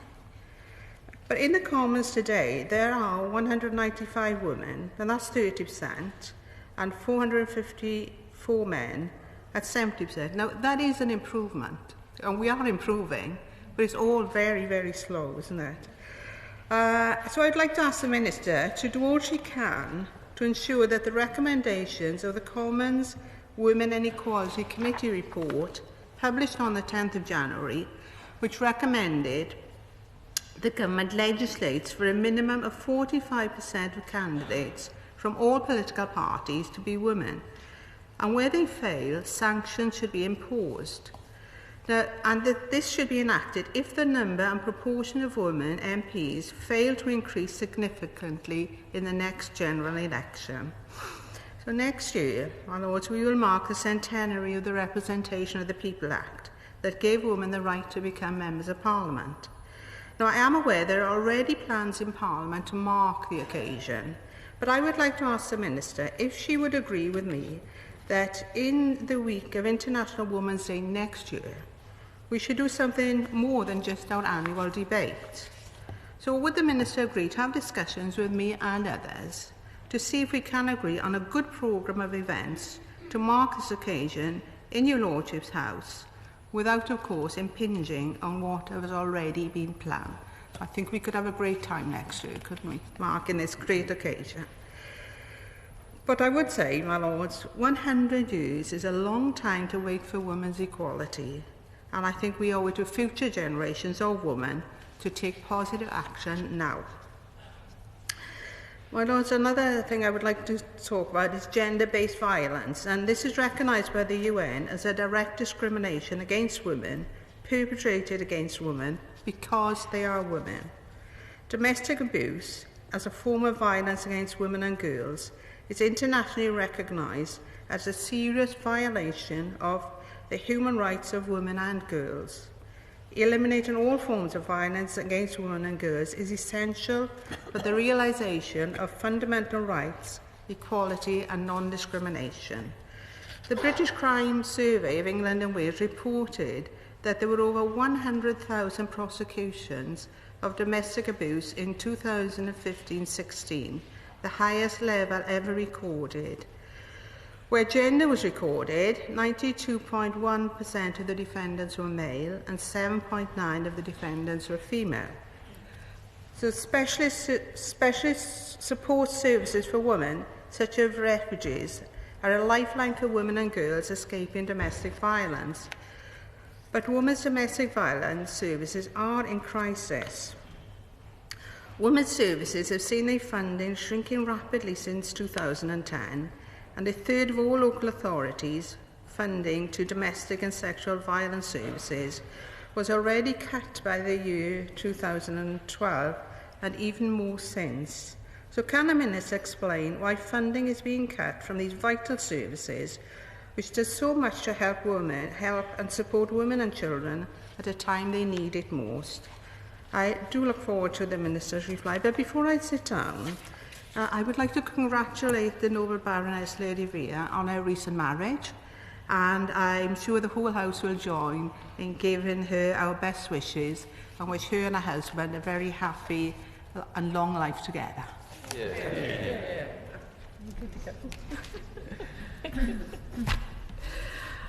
I would like to thank all noble lords who have spoken today. The contributions have been fresh and very thoughtful.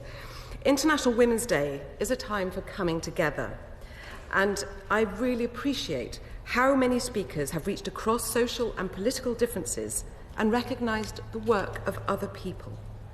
My noble friend Lady Second mentioned this, and I'd also like to pay tribute to her for her many, many contributions over the years in these annual debates. The UK is an international leader in promoting gender equality, with many in this House and the other place working tirelessly to protect the absolute right of all young people, whether boys or girls, to follow the path and fulfil their potential, free from tired and outdated stereotypes and unnecessary barriers to progression. Achieving gender equality is by no means straightforward, and there is no silver bullet. It is a complex and challenging issue. The breadth of subjects that we've heard today attest to that, from women in prisons to women on boards, from women and their role in the economy to women and their role in peace, and also the impact of pornography on girls and young women. In responding, I have tried to group some of these issues by subject, but it may occasionally feel that I'm bouncing around somewhat, for which I apologise, and if I do not respond today, I will write. Turning first to the role of women and the economy, I'd like to thank my noble friend Lady Bottomley for raising important issues so early on in the debate in so many areas in the economy and beyond, such as the arts, and her celebration of so many successes, so far at least. It was an uplifting contribution, as was that of Baroness Brady, which highlighted why business must attract female talent. And it was my noble friend Baroness Redfern who reminded us of the paucity of female council leaders and the impact that that will have and the consequences on the Northern Powerhouse initiative. My lords, I am proud that Britain ranks as one of the best places in Europe for female entrepreneurs. There are around 1.2 SMEs in the UK that are majority women-led. These businesses contribute an estimated £110 billion to our economy. The noble Baroness Lady Howells, who is understandably not in her place, raised the issue of the double discrimination of black women and their role in the economy. The government takes the matter of BME women's employment very seriously indeed, which is why we launched the Ruby McGregor-Smith review to look at this. The review looked at race in the workplace and published its findings earlier this year. The review found that the UK economy could benefit from a £24 billion a year boost if black and minority ethnic people progressed in work at the same rate as their white counterparts. It revealed that people from BME backgrounds are still being held back in the workplace because of the colour of their skin, costing the UK economy the equivalent of 1.3% in GDP a year, something that is completely unacceptable. We are therefore taking action on the report's recommendations and setting up a business diversity and inclusion group chaired by Margot James, which will bring together business leaders and organisations to coordinate action to remove barriers in the workplace and monitor employees' progress. Women on boards were mentioned by Nobel Baronesses Ford, Howells, Gowdy, Massey and Redfern, and notably definitely not mentioned by Baroness Bottomley. We know that companies with more diverse boards and senior executives can access a wider talent pool and better represent the society that they serve. That is why we, as a government, are supporting and promoting the Hampton-Alexander Review's targets for 1/3 of Footsie 100 senior executive leaders and 1/3 of Footsie 350 board directors to be women by 2020. Currently, there are over 23% women on boards of Footsie 350 companies. That is more than double what we had in 2011, just a few years ago. We've exceeded Lord Davis's target of 25% women on Footsie 100 boards. There are now 26% on Footsie 100 boards.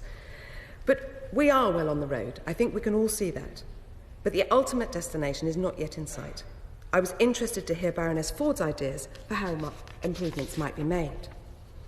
Baroness Donaghy mentioned a couple of issues, and she specifically mentioned the gender pay gap.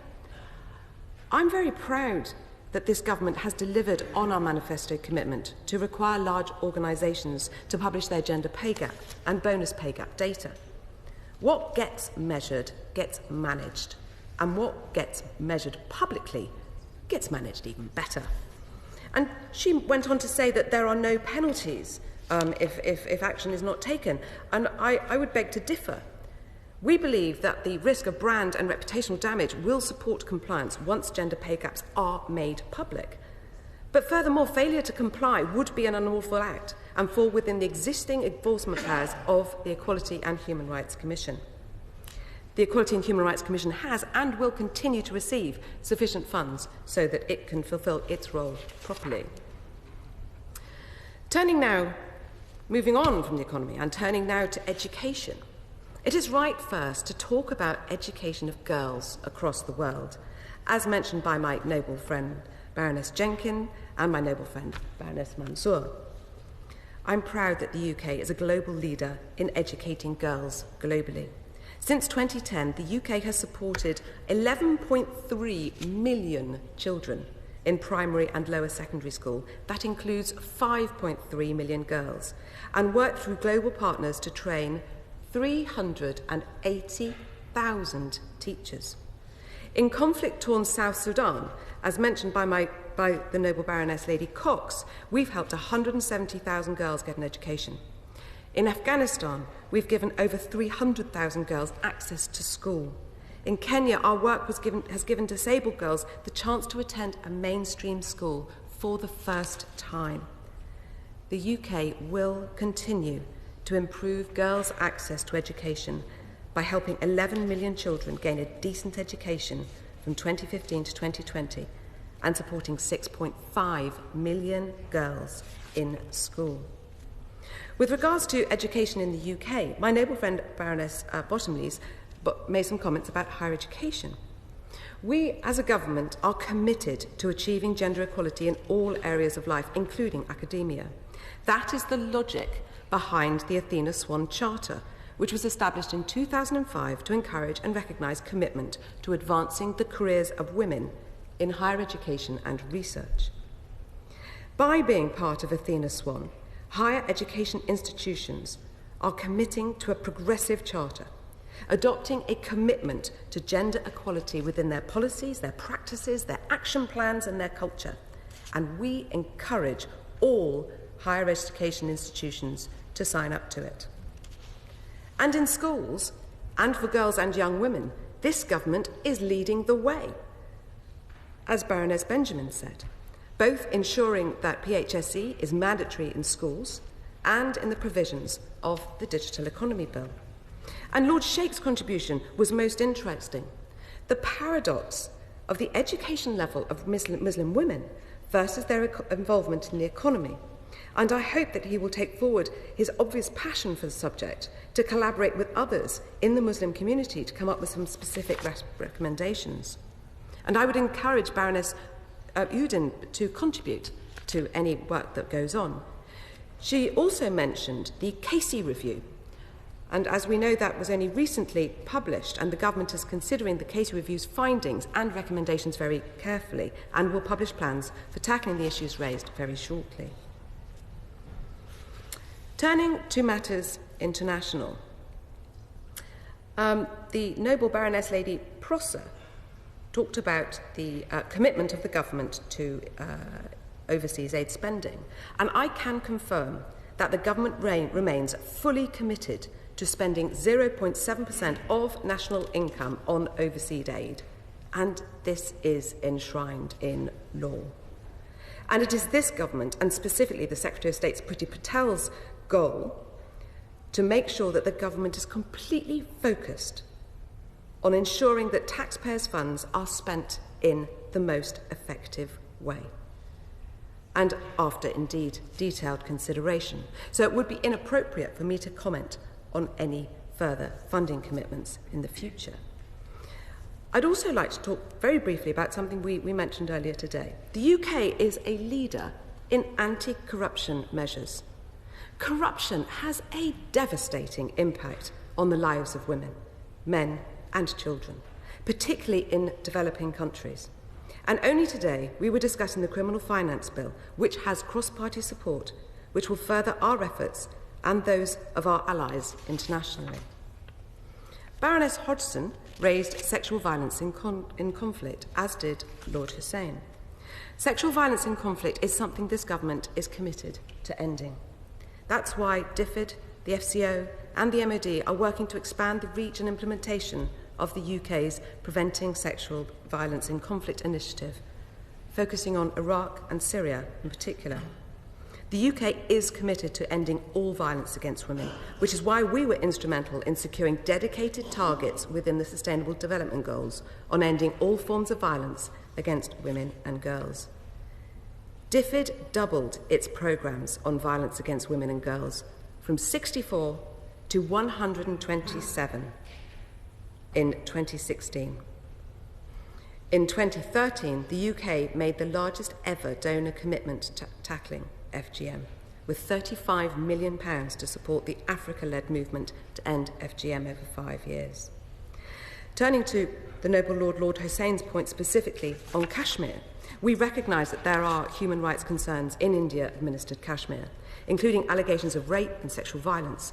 Any allegations of human rights abuses should be investigated thoroughly, promptly and transparently. Perpetrators must be brought to justice. My noble friend Baroness Hodgson and Noble Baroness Lady Gowdy talked about women's role in the peace process. The UK's government's ambition is to put women and girls at the centre of all our efforts to prevent and resolve conflict, to promote peace and stability, and to prevent and respond to violence against women and girls. In doing this, we can support UK interests in stability and security more effectively, and we all know that women are a vital part of conflict resolution. Evidence shows that women's participation in peace building increases the probability of violence ending within a year by 24%. And peace agreements are 35% more likely to last at least 15 years if women exert a strong influence. The UK's work on women, peace and security is outlined in the Tri-Departmental National Action Plan. It brings together UK's diplomacy, development and defence efforts and provides a policy framework to ensure that the provisions of UNSCR 1325 are met. I now come to my noble friend Baroness Hodgson's comments on CEDAW. I suspect she's not going to be happy. The UK has never put forward a candidate for the CEDAW committee.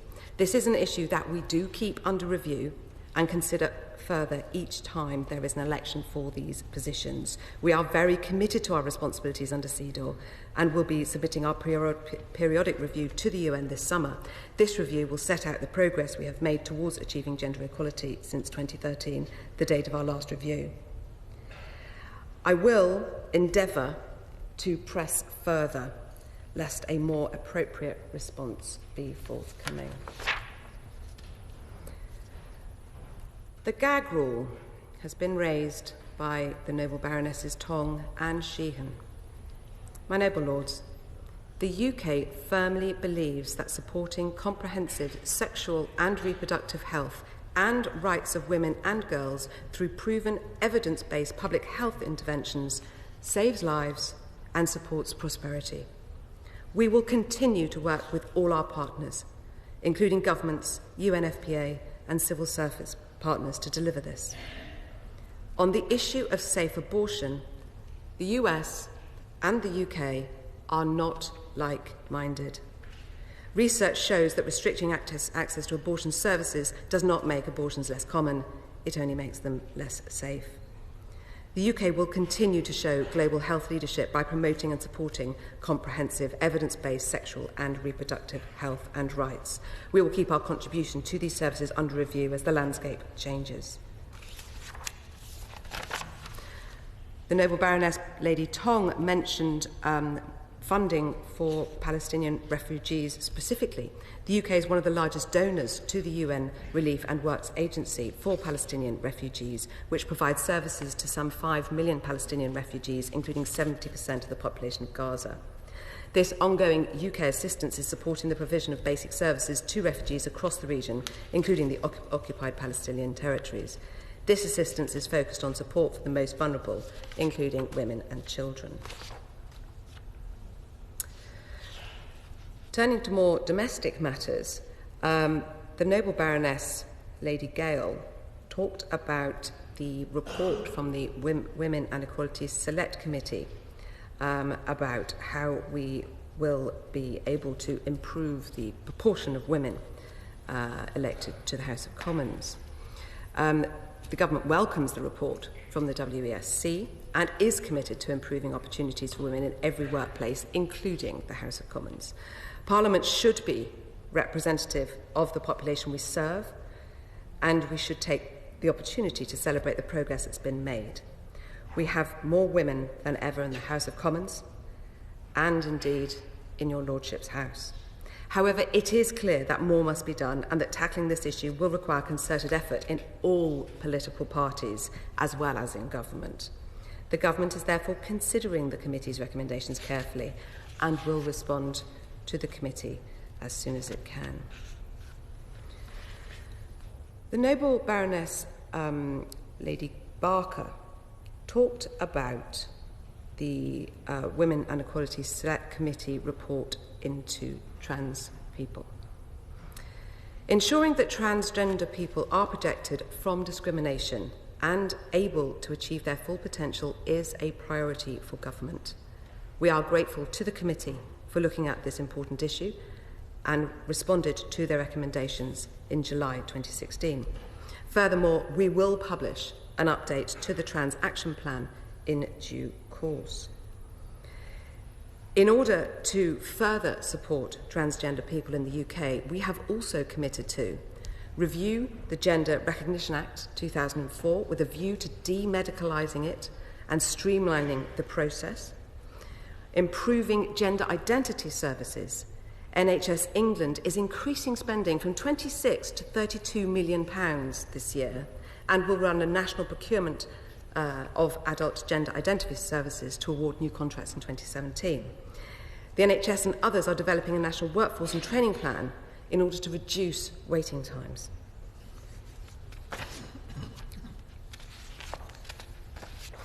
Moving on to a contribution from the noble Lord Sheikh, who talked about forced marriage And we believe that everyone should have the right to choose who they marry, particularly me, clearly, when they marry or if they marry at all. Stripping people of their choices and their choice to marry cannot be tolerated. That is why the government is committed to ending this practice in the UK and overseas. We have established a dedicated forced marriage unit which supports people at risk of forced marriage, and in 2015 alone provided advice in 1,000 unique cases. We will continue to give victims and potential victims of forced marriage and domestic violence the best possible support and protection. To briefly cover the area raised by Lady Tong on the number of doctors, we are aware that there is a need to increase the number of doctors trained to provide abortion treatment and care. The President of the Royal College of Obstetricians and Gynaecologists is leading a programme of work to address this issue, working with the Department of Health. Turning finally to the issue of women in sport, raised by the Baronesses Ford and also Lady Massey and my noble friend Lord Sherborne. Sport can play a fantastic role in physical health, well-being, as well as bringing people together. There should be no barriers to participation, whether as a result of gender or disability. That's why Sport England's developed This Girl Can, which works to eliminate fear of judgment, normalise women taking part in sport and physical activity, and change perceptions of what sport is. Baroness Hay-Ho Flint was a fantastic athlete, but also a champion of female participation in cricket and sport more generally, paving the way for many women who came after her. That's why I was really pleased to hear that the International Cricket Council has created an award in her honour, which will celebrate the best female cricketer each year. I would like to express my heartfelt thanks to all noble lords contributing today, but in particular, I would like to thank the 4 noble lords, my apologies, noble lords Singh, Hussain, Sheikh, Lumba and Sherborne for participating, and I commend them on their bravery. I am, however, disappointed that more noble lords of the male type were not able to join us today. And I very much hope that if I stand here in a year's time, we will achieve 50-50 participation in the debate, if not in the numbers in your lordship's house. Women must not be excluded, but neither can we do it all on our own. This debate has demonstrated that progress has at times been hard won. It has also reminded us, as the Baronesses Prosser, Hodgson, Flather and Jenkin noted, how fortunate we are in our country relative to so many women in the world. The theme for this Internationals Day, as my noble friend Baroness Shields and other noble lords have noted, is Be Bold for Change. Let me finish by imploring this House to use those words as a beacon to guide their extraordinary efforts in the future.